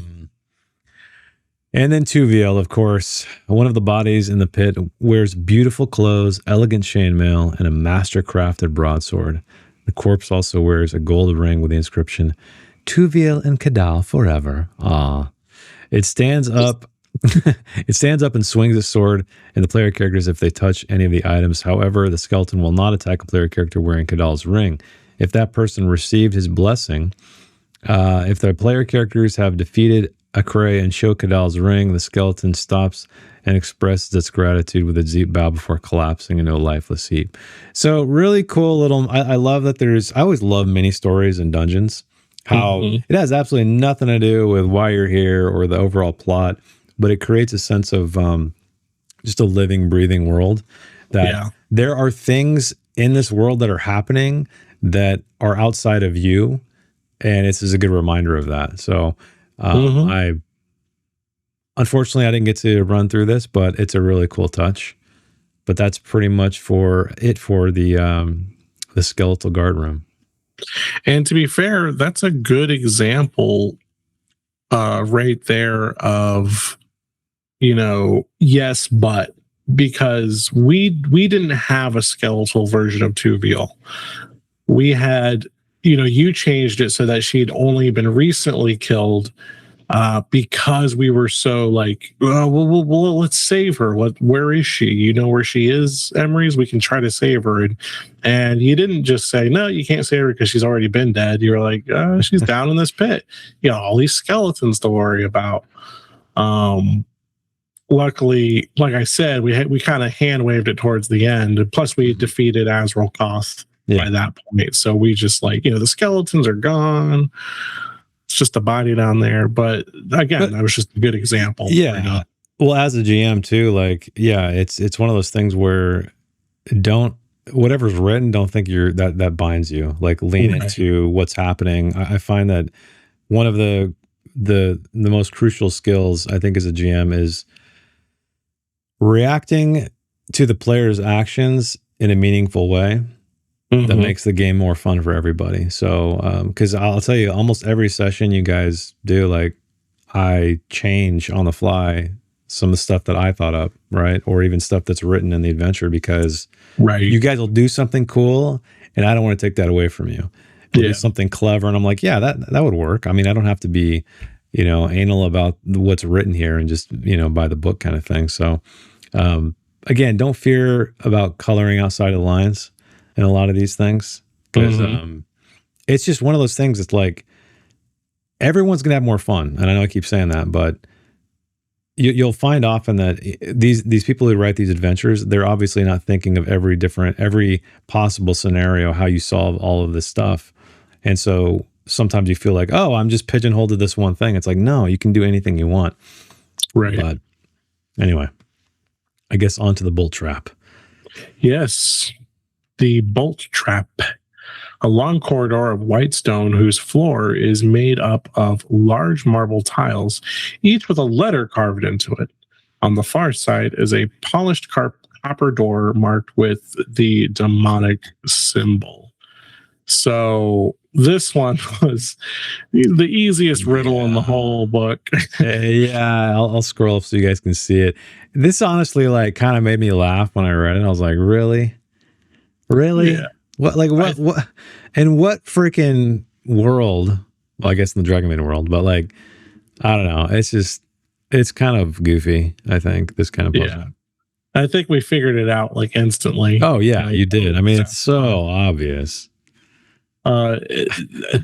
If as a GM, if you want to make this area a little more interesting, and let's say, or you could do this on Foundry as well, but especially if you're playing in person, I would change the letters. I would find a generic alphabet on the internet. Like, just look up D&D's demon alphabet, right? It exists. It's listed, and change the letters to those symbols, so that way the player characters have to at least decipher it. So do like the languages roll. Yeah, or make a languages roll, which they shouldn't have to roll because they've read Sathmog like a million times by this point. Yeah, right. That's another thing. I don't know. This is definitely the weakest part of the whole dungeon for sure. 100%. And this is often why I just puzzles like this. I don't even. When I create my own encounters, I just don't do this kind of stuff at all because it's just kind of ridiculous. Yeah. But basically, if for some reason your players don't know that it's Sathmog is the correct order to jump onto the tiles, they're taking 2d8 damage from a crossbow trap. Mm-hmm. It can only be dodged, and the player characters notice the small holes in the wall, which they do automatically upon examining the wall. So there's not even an awareness or spot hidden check for where the bolts are coming from. There are a total of 6 crossbows in the walls. They are reloaded via water pressure inside the mountain, which takes a shift. Go figure. Mm-hmm. And then, of course, the pattern on the floor. Player characters who examine the floor and succeed with spot hidden can see that the stone tiles are worn in the pattern that must be followed to avoid triggering the trap. Like, as if you would need that. I feel like what I think, the more I think about this, what I would tweak is I would make this a situation where you're almost like honoring who Sathmog is by stepping on these tiles and spelling his name. Right. It's almost like you're, he who shall not be named kind of thing. Yeah. And because when you do that, yes, it gives you passage, but maybe there's another consequence. Maybe, I don't know, you can think a condition or something more creative. But I don't know. I almost feel like there should be a situation where he's trying to gain followers and influence. And so maybe turn it into something. I don't know. I'm just spitballing out loud. No, that's a good idea. But like just in a way where like, every time you say his name, he gains power kind of thing. It's like Candyman kind of thing. And then this is a physical manifestation of that where you are paying tribute to this demon lord by spelling his name. And then, granted you avoid the bolts that are going to pierce you, and you gain passage, but something else happens. Maybe it's something else that happens further on in the dungeon. Maybe Azrael-Koth has a boon. Maybe this demon has a boon that you're going to encounter. Right. Something. I don't know. Just something to think about for flavor. Okay, so Circular Hall, which the map is so far away, but let me page up. So 13 right here. This is the fun little demon room that you guys got right out the gate. A circular room of black marble, so not white, but black. Doors bearing the demonic mark are found to the north and south. A red pentagram has been carved into the floor, and a burning, smoldering demon is waiting in its center. I wish it was a different symbol. Like the pentagram is so tied to like witchcraft and Satan and all that, that I wish it would have been the sign of Sathmog or some other eldritch kind of sign or something. I don't know, something that's not so generic, tied to real world stuff. Tied to the real world stuff. So, but it is what it is. So the riddling demon, this is guarded by the fire demon Ka. Yeah, Ka. These names, they look cool, but then like when you say them, you're like, oh, that's kind of dumb. Like Ka. What's your name? Ka. You mean like a fucking crow? He will not let any strangers pass unless they answer the 3 demonic riddles. Player characters figure them out and answer the knight, the tears, the gold. In that order, they are allowed to pass. Otherwise, attacks. It does not leave this room. The demon is impatient and does not give its visitors time to think. If you want, you can give the players time limit of 3 minutes. Once the player characters have solved the riddles, they do not have to answer them again. So rather than like, I mean, you can do a physical timer, but you could do like a die timer too. Like you can do a round timer where, you know, you can go around the virtual table or table, depending where you are, a few times and then count it down that way. Or you could have like a little, you know, one of those, everybody has those little hourglasses that comes with every other board game out there. You can do something like that, or a couple of them. I don't know. Anyway, but the door traps, there are doors unlocked. The doors are unlocked, sorry, but anyone trying to put, same thing, lightning bolt, charge of 20 willpower points, same thing, same saying, all power to Southmog, Pre-Tongue Liberator. And here's a little riddle down here, so I'm not going to read it, but they're good riddles, but they were really, I remember I got them like even faster than I thought I would. You're really good at riddles, though. I tend to suck at riddles. I don't know why I can't think as abstractly, but you're pretty good at them. So, you know, and just a little quick funny story about that. I'm good at riddles because I'm pretty sure when I was younger, like as a kid, my mom would often speak to me in riddles. You know, like it wasn't like all the time, but it was often enough where I don't know why. Maybe she knows why. That's the riddle I never solved. Was why. The second you said that, I just pictured every little thing was a fucking riddle. No, I mean sometimes like it would be like when she choose to do it, it would kind of be like an all day thing. Okay, but it wasn't like every day, you know, an all day every day. But she often would speak to me in riddles, and I like riddles, which is probably why she did it. She's like, oh, my little dumb kid, he loves riddles. I guess I'll just, you know, speak to him in riddles. I do enjoy a good riddle, though. That is true. But surprisingly enough, I don't like riddles in my tabletop games because I just feel like intelligence and wisdom, it's so usually unfair to gauge that with player character to player. You know, that's what I mean. Exactly. Anytime you have something like this, it's no longer the character. It's the person playing the character that's solving it. And so to me, that almost like defeats the purpose of what a role-playing game is. Right. Granted, I know there's lots of people who love these kinds of puzzles and stuff, but sure, and all power to them. Yeah, it's fine if you like that kind of thing. But I know there is a school of thought where a lot of players like the idea that the person behind the character is the brain, and the character is just kind of an avatar. And there's all kinds of degrees in between. But I'm more of the idea that it's the character first. I mean, it's a role playing game. We're playing this character, so that's why I try to avoid it. Yeah, exactly. Yeah, that's it though. That's pretty much it. And then we got here's his image right here. He's a grinning fiery boy with some fire horns.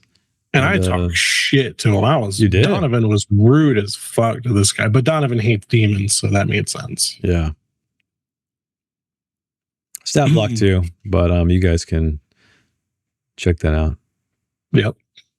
So next we're at the water trap. This was confusing as hell to convey. I had a tough time like explaining it, but it's right here. Yeah, I don't know. Yeah, I remember the way it's described. Anytime you do like a top-down map, I think as an isometric map, it would have been easier to visualize. But top-down, you lose any sense of depth, and so it's like, wait, what? And you know, when you get to it, I think you guys will see what I'm talking about. In the middle of this round chamber is a large rotating cross-shaped wheel with walls of stone that reach almost all the way to the ceiling. It seems that the only way forward is through the wheel. The sound of the rushing water echoes between the stone walls. The air is cold and damp. And, you know, when I saw this, I pretty much pictured, okay, it's like one of those revolving doors, but it's not glass, it's stone walls. Yeah. But same thing, you know. The trap for this is whoever steps into the cross is pushed forward by the wheel until the floor suddenly disappears at the far end of the room. Jumping across the gap requires an acrobatics roll with a bane. Anyone who fails plummets down a deep shaft. It takes 2 rounds for the wheel to make a full rotation. Now, I know that when we saw it, we're like, this looks dangerous. And we were like, climbing up it. We wanted to be on top.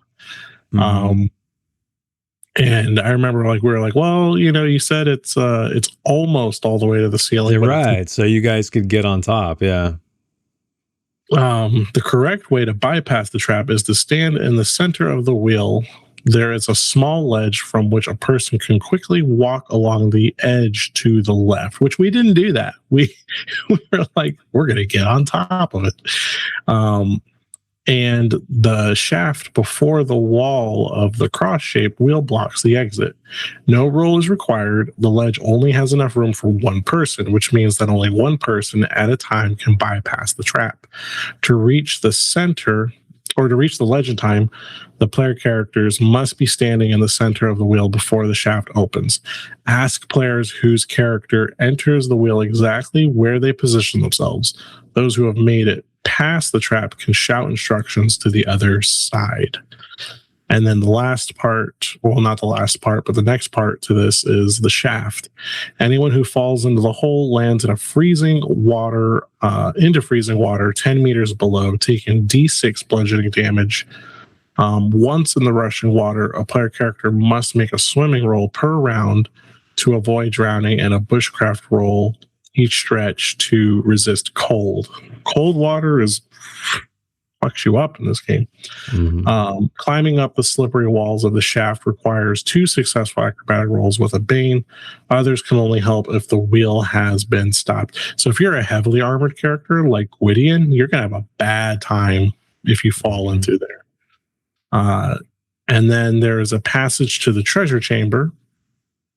There is an underwater passage leading to the treasure chamber number 18.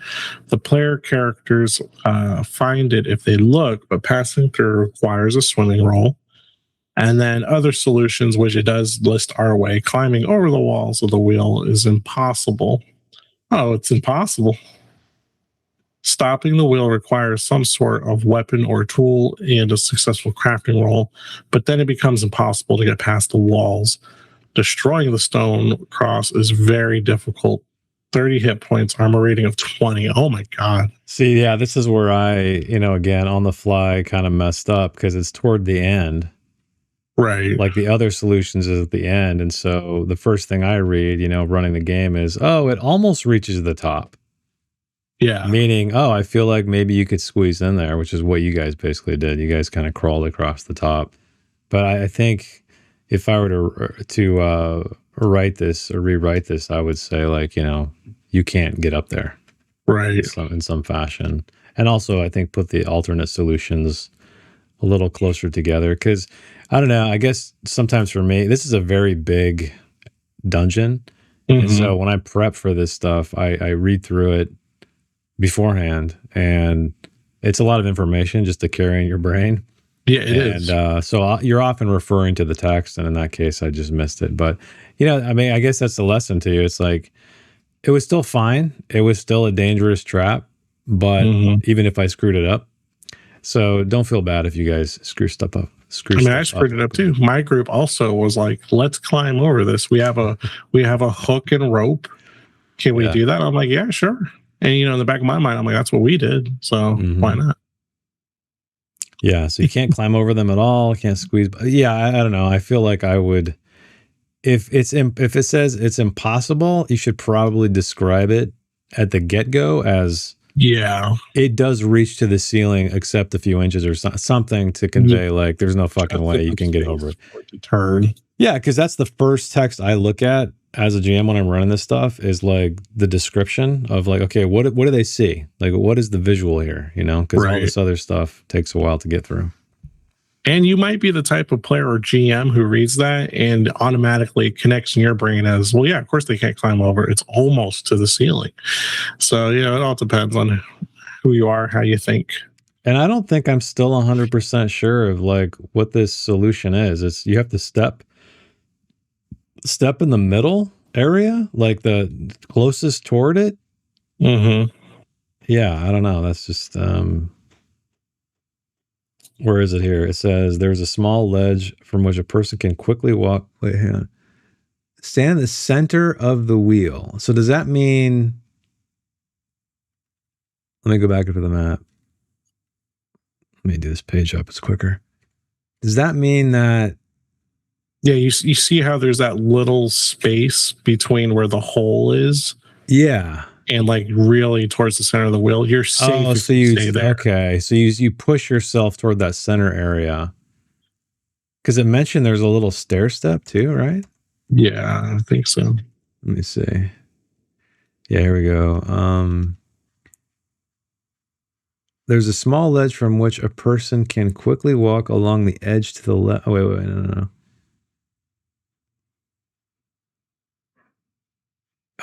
Cross-shaped wheel blocks the exit, no roll required. I don't know. I mean, Yeah, I guess I get it from like a physics standpoint. Like, oh, if you run to the middle, you're going to avoid that hole. But also that's very dangerous. It is. I don't know. And it's why it is a trap. Can do it. Yeah, it is a trap. Yeah, I don't know. I feel like at least for me, maybe it's just me, but I think I would have reworded that a little bit differently and reorganized some things a little bit just for table use. Because that's one of the most challenging things about pre-written adventures is that you, especially Free League is a little bit more verbose than like something like a rules light game where a lot of times it's like bullet points. So little words can be lost, clearly. Yep. Yeah. Was that it, I guess? Yep, that's it for next to the library. The library, which is 15, which is... Where the hell's 15? Oh, it's down here. You guys did go to the library. Mm-hmm. That was a cool little spot. Okay, I lost my place. 15, here we go. So this is a large room with rounded ends. The walls are covered with large bookshelves that smell heavily of cotton paper. That's very specific. Parchment and moth repellents. Scholarly tomes. So there are numerous books here, various topics. Completely unorganized, though. You can roll spot hidden, find a book that grants a boon for the skill, roll d4 to determine which one. Beast lore, languages, healing, myths, and legends. I like this table because a lot of times as a GM, you'll be like, oh, you find a library, and you won't anticipate like, well, fuck, there's like 300 books in here or more. Yeah. Like, how do what do they find? Create a little table and make it mechanical. Because I think a lot of times it can be difficult if like you are like, oh, I'm looking for information, and you have to on the fly make that information up if it's not given to you or you didn't create it on your own. But they are valuable, so they're each worth 25 gold coins. This is a long video. It's a long video, guys. I'm running out of gas. So you can study here as well. It takes an entire shift. I don't know why you'd spend an entire shift in this dungeon of the end of the game, but you can. And you gain an extra advancement mark. And one of the skills above, as if tutored by a teacher. So that's kind of cool. Note that given the random events, the player characters will probably not have time. There, it even says that right there. So why even like allow it? I don't know. Like I wouldn't even. If it's like that's one weird thing is like, hey, here's a thing you can do, but at the very end you're like, you're probably not gonna have much time to do it. Yeah. You so like, why? I mean, I guess after the fact, but then I feel like after the fact you're like, end game. You know? Yeah. There is a secret bookshelf, as in every awesome library. So you can roll a spot hidden to find it, of course. And there are 4 grimoires, one for each school of magic. Yep. Which are, and they each have d6 spells. Roll d4 -1 to determine the rank of each spell. 0 means a magic trick. So another cool mechanical thing right there. The nice thing about the library, though, is you can rest, which is, you take an extra short rest here, even if they already had one the shift. So that's a little bonus. And we did do that. Yeah. to get back some willpower. I think that's actually something in the Rose End, if I remember correctly. There was like a little gallery area where you can do that. Random events as well, but you'll notice here that it's +2. So you can roll a 10. But that's it. All right. Next up, we have the Skeleton Trap. Area 16. I was scrolling up to look at it on the map. Yeah, I know, it's so far away. It's a corridor with polished white marble walls. At the far end, you see a copper door. So there's a tripwire trap here. A spot hidden that's successful will notice the very thin metal wire strung across the floor 2 meters into the corridor. If they fail to notice it, the player characters will touch the wire and cause heavy portcullises to come rattling down at both ends. And then basically skeletons open the doors and the walls, and there are twice as many skeletons as there are player characters. So if you have 4 player characters, there's 8 Skelemans. They're coming. Have you ever seen the "Oh fuck skeletons" image? Mm-mm. All right. Well, I'll have to find that for you, and you'll have to put it up during editing. It's one of the funniest things I saw as like a young teenager. I'll find it. I'll share it with you. But it looks like a fake magazine, and it's called "Oh Fuck Skeletons," I think. And it's got like things where it's like best running shoes for escaping skeletons and stuff like that. And it's got like skeleton miniatures for the images. And it's like, oh goddamn, he's gonna get you. I don't know. It just cracked me up when I saw it the first time. But it just made me think of that. The portcullises are very strong, 25 hit points, armor rating of 12. They can be pushed open by making a strength roll with a Bane or casting the Pillar spell. Otherwise, it is raised automatically after a shift when a patrol of undead guards comes to check the trap. And there are as many as there are players. So yeah, you could be stuck there for a while, because if you defeat the skeletons that come out, you're still stuck in there. Exactly. And that's all there is to that. All right, so we're moving to the mirror chamber, which is number 17. We're getting close, guys. We're almost to 20. This one, I don't believe you guys went into. I think you just, you went to 15 to 19 and then the final battle. But let's talk about it. The mirror chamber. One wall of this chamber is one big mirror from floor to ceiling. There's a life train now, because anyone who looks in the mirror must make a will roll each round, not to lose 4 willpower points. The mirror immediately uses the willpower points to cast it right back at you. Crazy. No lightning bolt is triggered if the victim has fewer than 4, though, so it can't use that anymore. You should let the first player character who sees the mirror roll for this and give the others a chance to close their eyes or look away. Yeah, I mean, that makes sense. I think sometimes that's another thing I often forget is like sometimes you have to, as a GM, run things a different way because it is a group setting versus an individual. Especially with like helping and stuff, because that can get ridiculous. Like, I want to help. You're like, how's all these people helping? Right. There is a hidden door, though. In the middle of the mirror, there's a hidden door, which can be opened by pressing it inwards. Finding the door requires the player characters to actively examine the mirror and succeed with spot hidden. Searching by touch alone, without looking applies a Bane to the roll, but anyone who does look must make a will roll as described above. And then random events, but that's it. I didn't point out the secret door, but you can see it's going to lead to 18 in this really cool room that I think maybe you guys went there afterward. I can't remember. We never went there. Maybe you never did. Okay. All right. Fair enough. All right. So we'll move on to 18, I guess, which is what we're just pointing at. The treasure chamber. Yeah. A square chamber with a high ceiling, a narrow footbridge leads from the door to a circular platform in the center of the room, and an identical bridge and door can be seen on the other side. Outside the platform, there is nothing but a dark abyss with black water barely visible in the depths below. On the platform are stuffed bags and small chests. One of the bags has burst at the seams with shiny coins, where shiny coins have poured out. So for the footbridge, it says that if the characters take a good look at it, at the western bridge before stepping onto it and succeed with a spot hidden, they realize it is rigged with some kind of trap that is triggered by pressure. Small creatures, such as halflings and mallards, can cross the bridge without setting off the trap, but other player characters cannot. The southern bridge has no trap. So, swinging stones, when the trap on the western bridge is triggered, 3 massive boulders are swung across the footbridge on heavy iron chains. Anyone standing on the bridge must make an evade roll. On failure, they suffer 2d8 damage and are thrown into the freezing water below. The solution to the trap is to crawl across the bridge. That way the characters do not risk being hit by the boulders.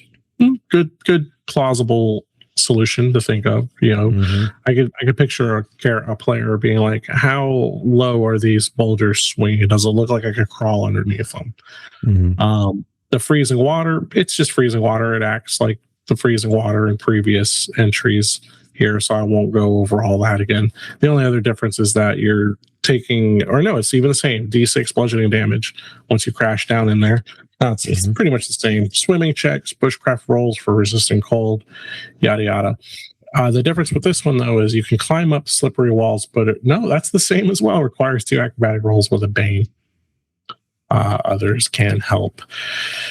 Passage to the water trap. There is an underwater passage leading to the water trap, number 18. The player characters find it if they look, but passing through it requires a swimming roll.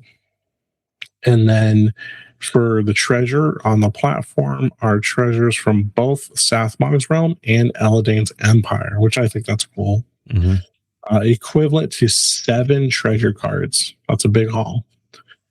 At least 1 card must be gold coins, so keep drawing until you get such a card. Any weapons found here are mastercrafted. Remove the rusty nail and rat cards before drawing. There is none of that here. I like how it says there is none of that here. Yeah, which we drew a rat card last night, and then rusty nail. It's funny, Brian did both. She did the rat and the rusty nail in different situations. She sure did. Poor thing. And then there's potions. In addition to the treasures, there is a small podium on the platform with glass vials containing red and blue liquids, 3 of each. The red potion is healing, and the blue one restores willpower. So 2d6 HP or 2d6 WP. The player characters can figure out the effects with a successful healing roll. Otherwise, they have to take their chances. Now, that does sound kind of familiar. Maybe we did come here. I wish I remember, because I really wanted you guys to come here, and I feel like you didn't, or maybe you looked at it and turned back. I don't, maybe you did. I don't remember. I don't remember. Yeah. My players did not go here. They did not. They went from 13 to 14 to 15 to 19, also to 20. I'm pretty sure we did the same thing too. I don't think we. Yeah. I think you guys went to the library and then just up, and then the statue, and then Southmog, or not Southmog, but Azrael Koth. Yeah. But that's another good reminder as GMs out there. Don't worry if your players don't go to every single location, even though you want them to, because you have like the God, the omniscient eye. You can see everything, and you get excited about certain things, and so don't worry. They're not going to always go to every location. That's just part of the game. It's true, and that's it for the treasure chamber. Okay, we're almost there. We're in the statue room. This was a cool little room. Let me go up back to the map really quickly. So that's right in front of the mausoleum, which is right here. And there's a little bat. There's a bat crack right there. That's where Azrael Koth is letting out his bats in the little crack. But right here is the statue room, and it goes. Let me go back and find where I was here. The most striking feature of this square white room in the meter-high demon is the meter-high demon statue in the middle of it. It has precious stones for eyes, one red and one green. To the east is a great door of patinated copper with a large demonic symbol on its center. Across the room is a smaller door. So the mark on the floor. It is facing east. There are marks which the player characters will notice if they look at the exact spot or examine the room in general with the succeed spot hidden. They look like acid burn. So that's a little clue as to what may happen. The jeweled eyes. So they have a ruby and an emerald eye. If somebody presses both gems simultaneously, that you'll notice that's a common trend. I don't know if that was, I'm assuming that's by design, but there's numerous traps in this game where it's like you got to press things at the same time. I think it was the Temple of the Purple Flame, maybe. And there was like these symbols around, and that where the mask popped out. But anyway, the door will open to the mausoleum, and they are faced with their arch enemy, Azrael Koth. If only the ruby is pressed or removed, if only the ruby is pressed or removed, a powerful flame shoots out from the statue's eyes and deals 3d8 damage. If only the emerald is pressed or removed, acid sprays out of the statue's mouth, and that's 2d8 damage, and corrodes the victim's armor if the damage penetrates it. The attacks cannot be dodged or parried. That's crazy. I'm kind of surprised you can't evade that one. Maybe it's just too much. I don't know. But only people standing directly in front of the statue are affected. So I guess if you're around, that's how they mitigate it. So you have to be the one right in the way of it. Yeah. The statue's eyes are worth 20 gold coins each, but if they are removed, the door to the mausoleum cannot be opened from the outside. And then that'd be funny if you rolled a 10 right here and Azrael Koth appears and then disappears right outside his door. Yeah. That's it. So now we are headed to the final location, which is the mausoleum, and you get the honors. The mausoleum. The air is heavy in this ancient crypt. Dense blankets of mist float over the floor and around a massive stone bed. In the center of the room, fitted with thick shackles for arms and legs. I read that incorrectly, but that's okay. Well, forgive me for that. In front of it stands a terrible horned figure surrounded by green demonic energies and a swarm of demonic bats. His face is contorted into a grinning skull, but he is very much alive even after centuries of imprisonment. Down here, you stand before Azrael Koth, herald and champion of the demon lord Sathmog. So you come at last, echoes his hissing, grating voice. Let me take that toothpick from you, he continues, pointing at the sword Derman. So the demon sorcerer attacks immediately. This is the final battle of the Secret of the Dragon Emperor, so be sure to make it exciting and memorable. He does have vampire bats with him. That's hard to do. Same turning as him.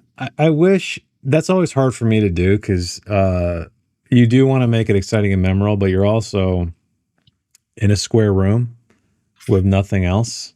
Yeah. So I could see, like, if this were a room that had pits of lava and like precarious ways to cross and staircases, and that could feel pretty epic. But I think that was my biggest challenge here, is conveying that. I honestly don't think I did. I think it was just a fight, and you guys were like just fighting Azrael Koth, and like that was it. But I mean, that was scary enough. Yeah, I mean, it's scary, but I guess to create a sense of grandeur and like oppressive nature, and just a sense of awe. I think it is kind of tough to do in a square room, but that's just me. Maybe I'm not that creative, but no, I agree. It is difficult to do, and one day we'll do a whole video about that and how to do it better. There you go. So if the fight seems too easy, as if for the player characters, for example, if Azrael Koth loses half his hit points with all the player characters still standing, a patrol of undead guards emerges from the shadows to protect him. They are as many as the player characters and act on a common turn. And then there's also saviors. If the fight goes badly for the player characters, a suitable NPC can come to their aid and give them a second or a chance to succeed. Kretcha or Emeries are obvious choices, but you could also have Ophelia, Shadowleaf, or Maladuke show up. So it's kind of neat that it shows like Emeries is most likely not going to be with you anymore at this point. He'll be dead, but it says he could be here, and we had him. He was with us. Him. Yep. So that is all there is to this room, which again, it goes to what you were saying. It's very hard to make this the climax of the fiction, as it were, because it's just a room with his tomb in it, and he's not even really his tomb. It's his bed, because he's not undead. Yeah, it might have been cool, like as a cool idea, and you guys feel free to steal it. Is if you're in Azrael Koth's domain. It is his prison, but he seems to have some kind of dominion over this area. So you could do something where maybe it's a hallucination kind of thing, where he transports you virtually to the demonic realm. Where he's basically living in his own personal hell, trapped. Kind of like the demonic realm in the Temple of the Purple Flame. Yeah. And that would be an opportunity for you to create a really epic battlefield if you wanted to. And at the end, if you defeat him, it kind of, dissipates, obviously, and you find yourself in a very plain room. Yeah, so back in the same room. Yeah, exactly. It's kind of like the magic is washed away. So, or you could do like what you're saying, but have it where he teleports himself and all the other characters to different areas of this dungeon for like a round or two. So like you start the fight here, and then he teleports you to area 13, and the demon Ka helps him fight for a round. And then he teleports you to area 11, and you're surrounded by all the skeletons for a round. And then he teleports you to where the crab demon was. That'd be kind of neat too. Yeah, that'd be brutal as hell. It would be. It would be a lot of work for the GM too, because you're moving the tokens in Foundry or tokens on the battle map to different areas. And then the combat tracker too, right? You'd have to update that constantly. It would be cool though if he did that. That would be more worthy of a climactic last battle. Now, normally we don't cover the battle stats, but this is Azrael Koth, so I figured. Yeah, other than the conclusion, this is it. So he's got a ferocity that equals the number, same as PCs there are. His size is normal. He has Nintendo 64 hit points, a movement of 12. He has no armor listed. Here are some of his special traits. Bound to the Labyrinth. He's bound to the Labyrinth as long as he does not carry Derman, which became risky. He got a hold of it. Like he did. Just as a reminder, this is his way to get out of here. Right. But it's also the thing that kills him. It's the only way to get here, and it's the only way to get him out of here. So I really like that dynamic, how he wants this sword, but then you also need it. And so it is cool. Azrael Koth takes half damage from all non-magical weapons. Only magic and magical weapons deal full damage against him, so he has that resistance. Then he has teleportation. When fighting anywhere outside the mausoleum, he can use an action to teleport there. If he takes damage, he will do so at the earliest opportunity instead of a monster attack. So that's the part where we're talking about manipulating his teleportation, where he takes himself and the players to other parts of the whole dungeon. I just think it would be cool. Yeah. Regeneration. Inside his mausoleum, he heals all damage in one stretch. So, and that's just a stretch. It's not a shift rest. So it doesn't take him long to heal all his health back up. And then Derman. Azrael Koth dies if an attack with the sword reduces him to 0 hit points. His body collapses inwards like an empty bellows until only a shrivel husk remains.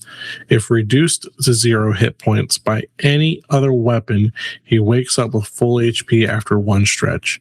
A killing blow can be delivered with Umdaman, even if he is brought down by other damage, which that's what we ended up doing.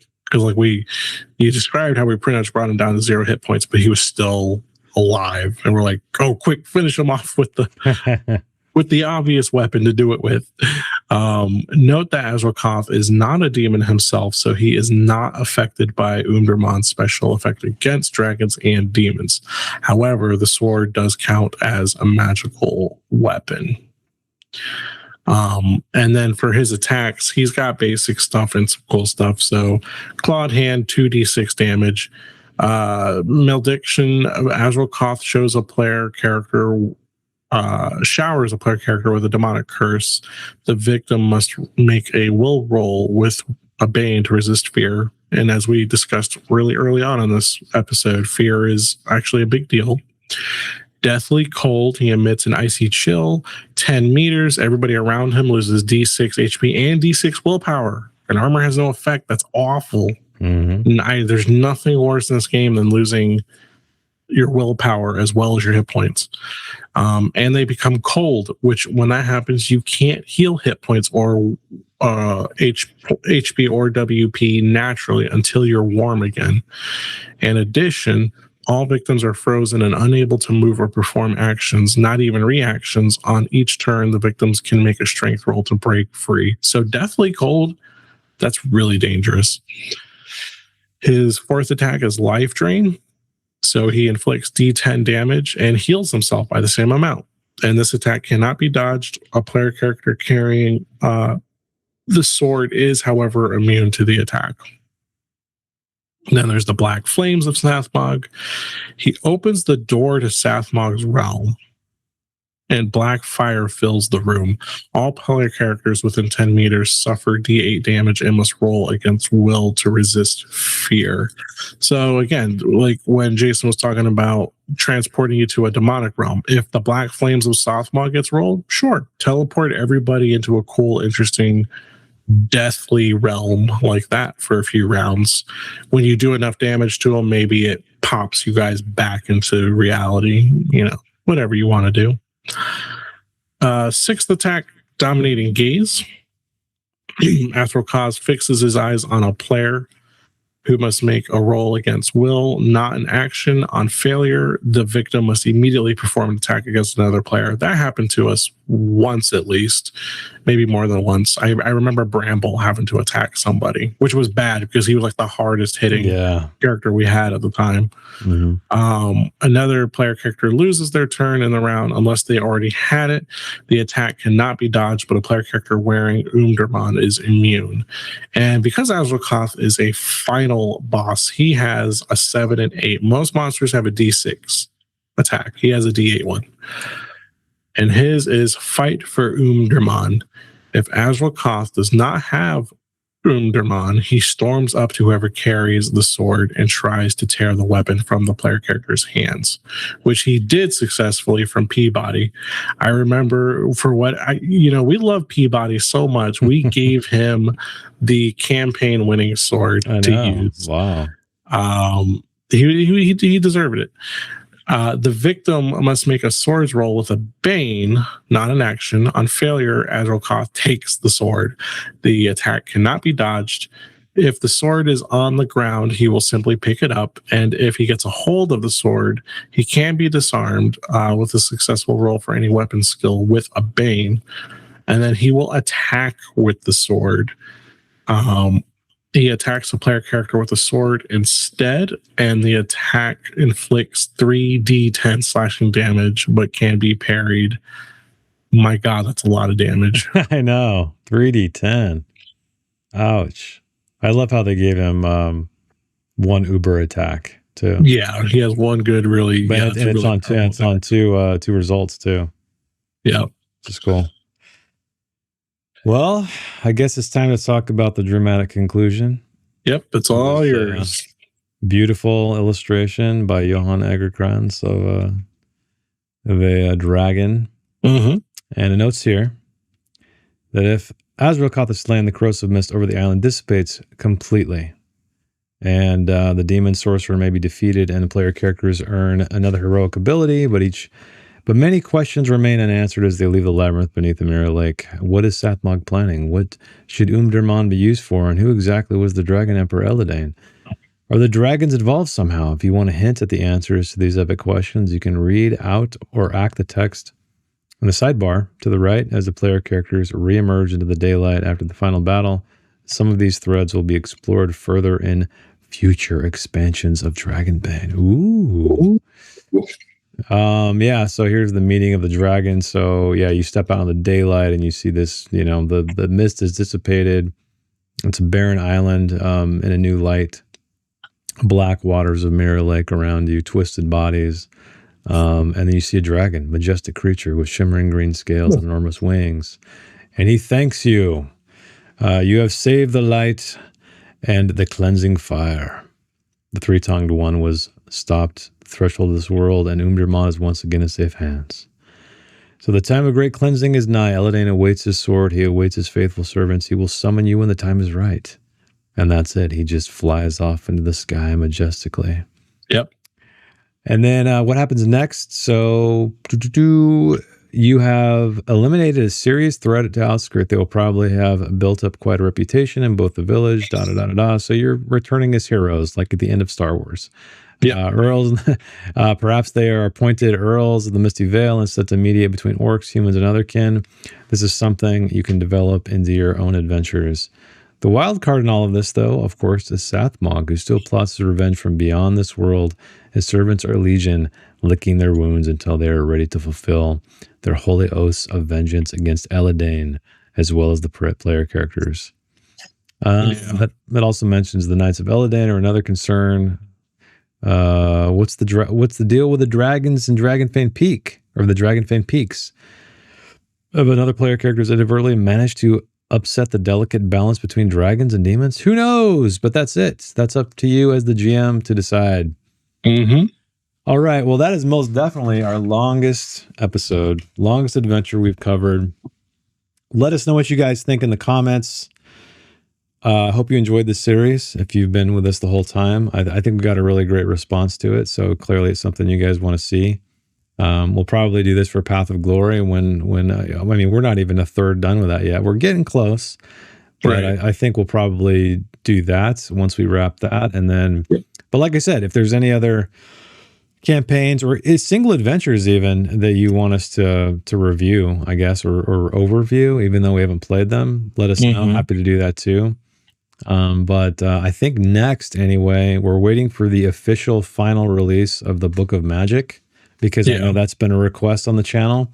So in lieu of, behind the screen, I guess it is going to be kind of a behind the screen kind of thing.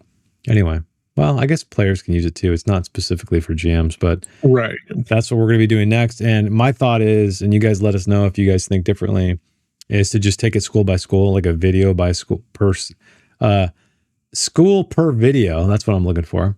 And then just talk about the spells, at our flavor. There's some really cool stuff in there, by the way. I'm really excited to get into it. But me too. Yeah, that's it. We reached the end. I can't believe it. I just remember that when it ended, Donovan had a new tavern built and ran a tavern in Outskirt for however long. Ah. Yeah, this is a good opportunity. I guess it depends on your philosophy or what your players want to do with campaigns. Me personally, I like retiring characters after a single campaign. I like to just experience new characters. And I know there's some people out there who love to play the same character forever.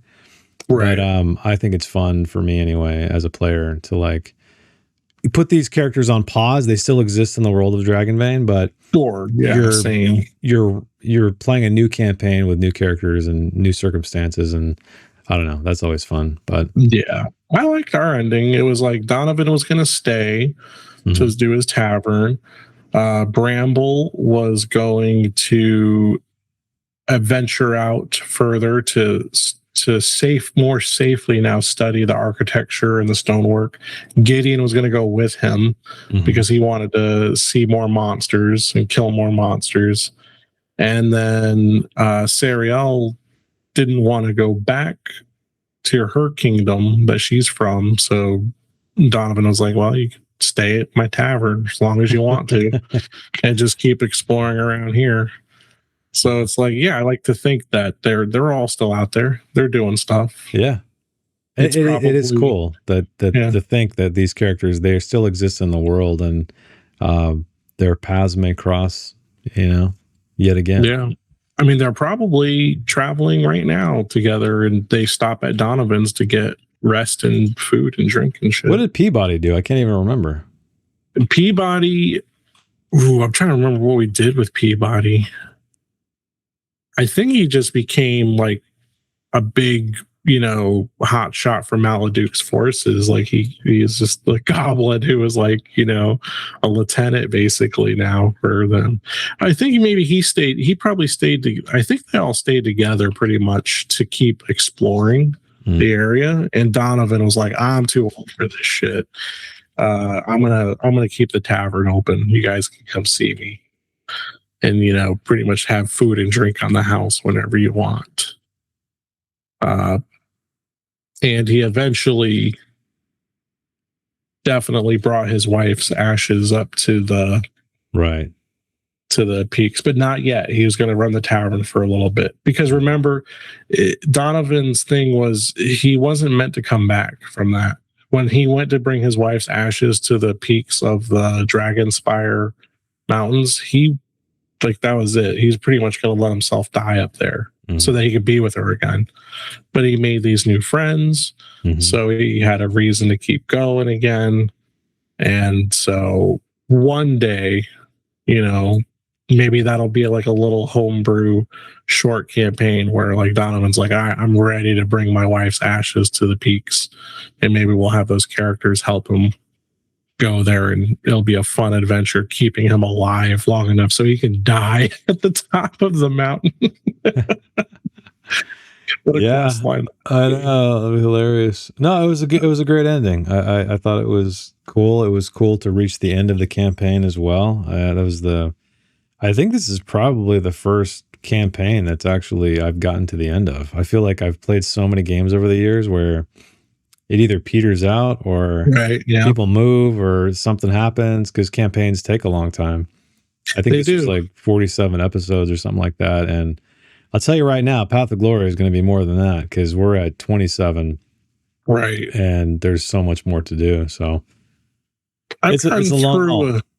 I've gotten through a few campaigns, but I've not gotten through way more, I've played from start to finish a decent number of campaigns from like D&D or other games, but that's like a fourth of what hasn't ever been completed for that same reason. It's just hard to keep a game going. Yeah, it is. I mean, it's a time consuming thing, and people have lives and priorities change, and it is what it is. But it was cool to get to the end of this one, even though, I remember I set out to go to every single adventure site, just as like a demo, as well as just a completionist kind of thing. And I think there were like, 3 or 4 we didn't do. And still it was a long campaign, because I think everyone was kind of getting antsy to try Path of Glory and, new characters and stuff. So we cut it short. So that's another great thing about this campaign too, is it's not like a linear, you must do all of these things. You just need the statuette completed to get the sword, and then you can move out. And I mean, you could do that within the course of four adventure sites if you really wanted to. Yeah. Or actually 3, sorry, because you already have one piece. And but cool campaign. I really like the sandbox design of it and the freedom to go where you want to go. So yeah. But that's it. I guess we'll leave you guys with that. Thank you guys for the views. Appreciate the comments as always, and your perspectives as GMs out there. And would love to know if you have any other thoughts about or feedback about the series, or about extending it or doing something else related to it. But we're going to sign off. And thanks again. The series will always be here for you guys to, refresh your memories if you need it. And until the next one, see you guys.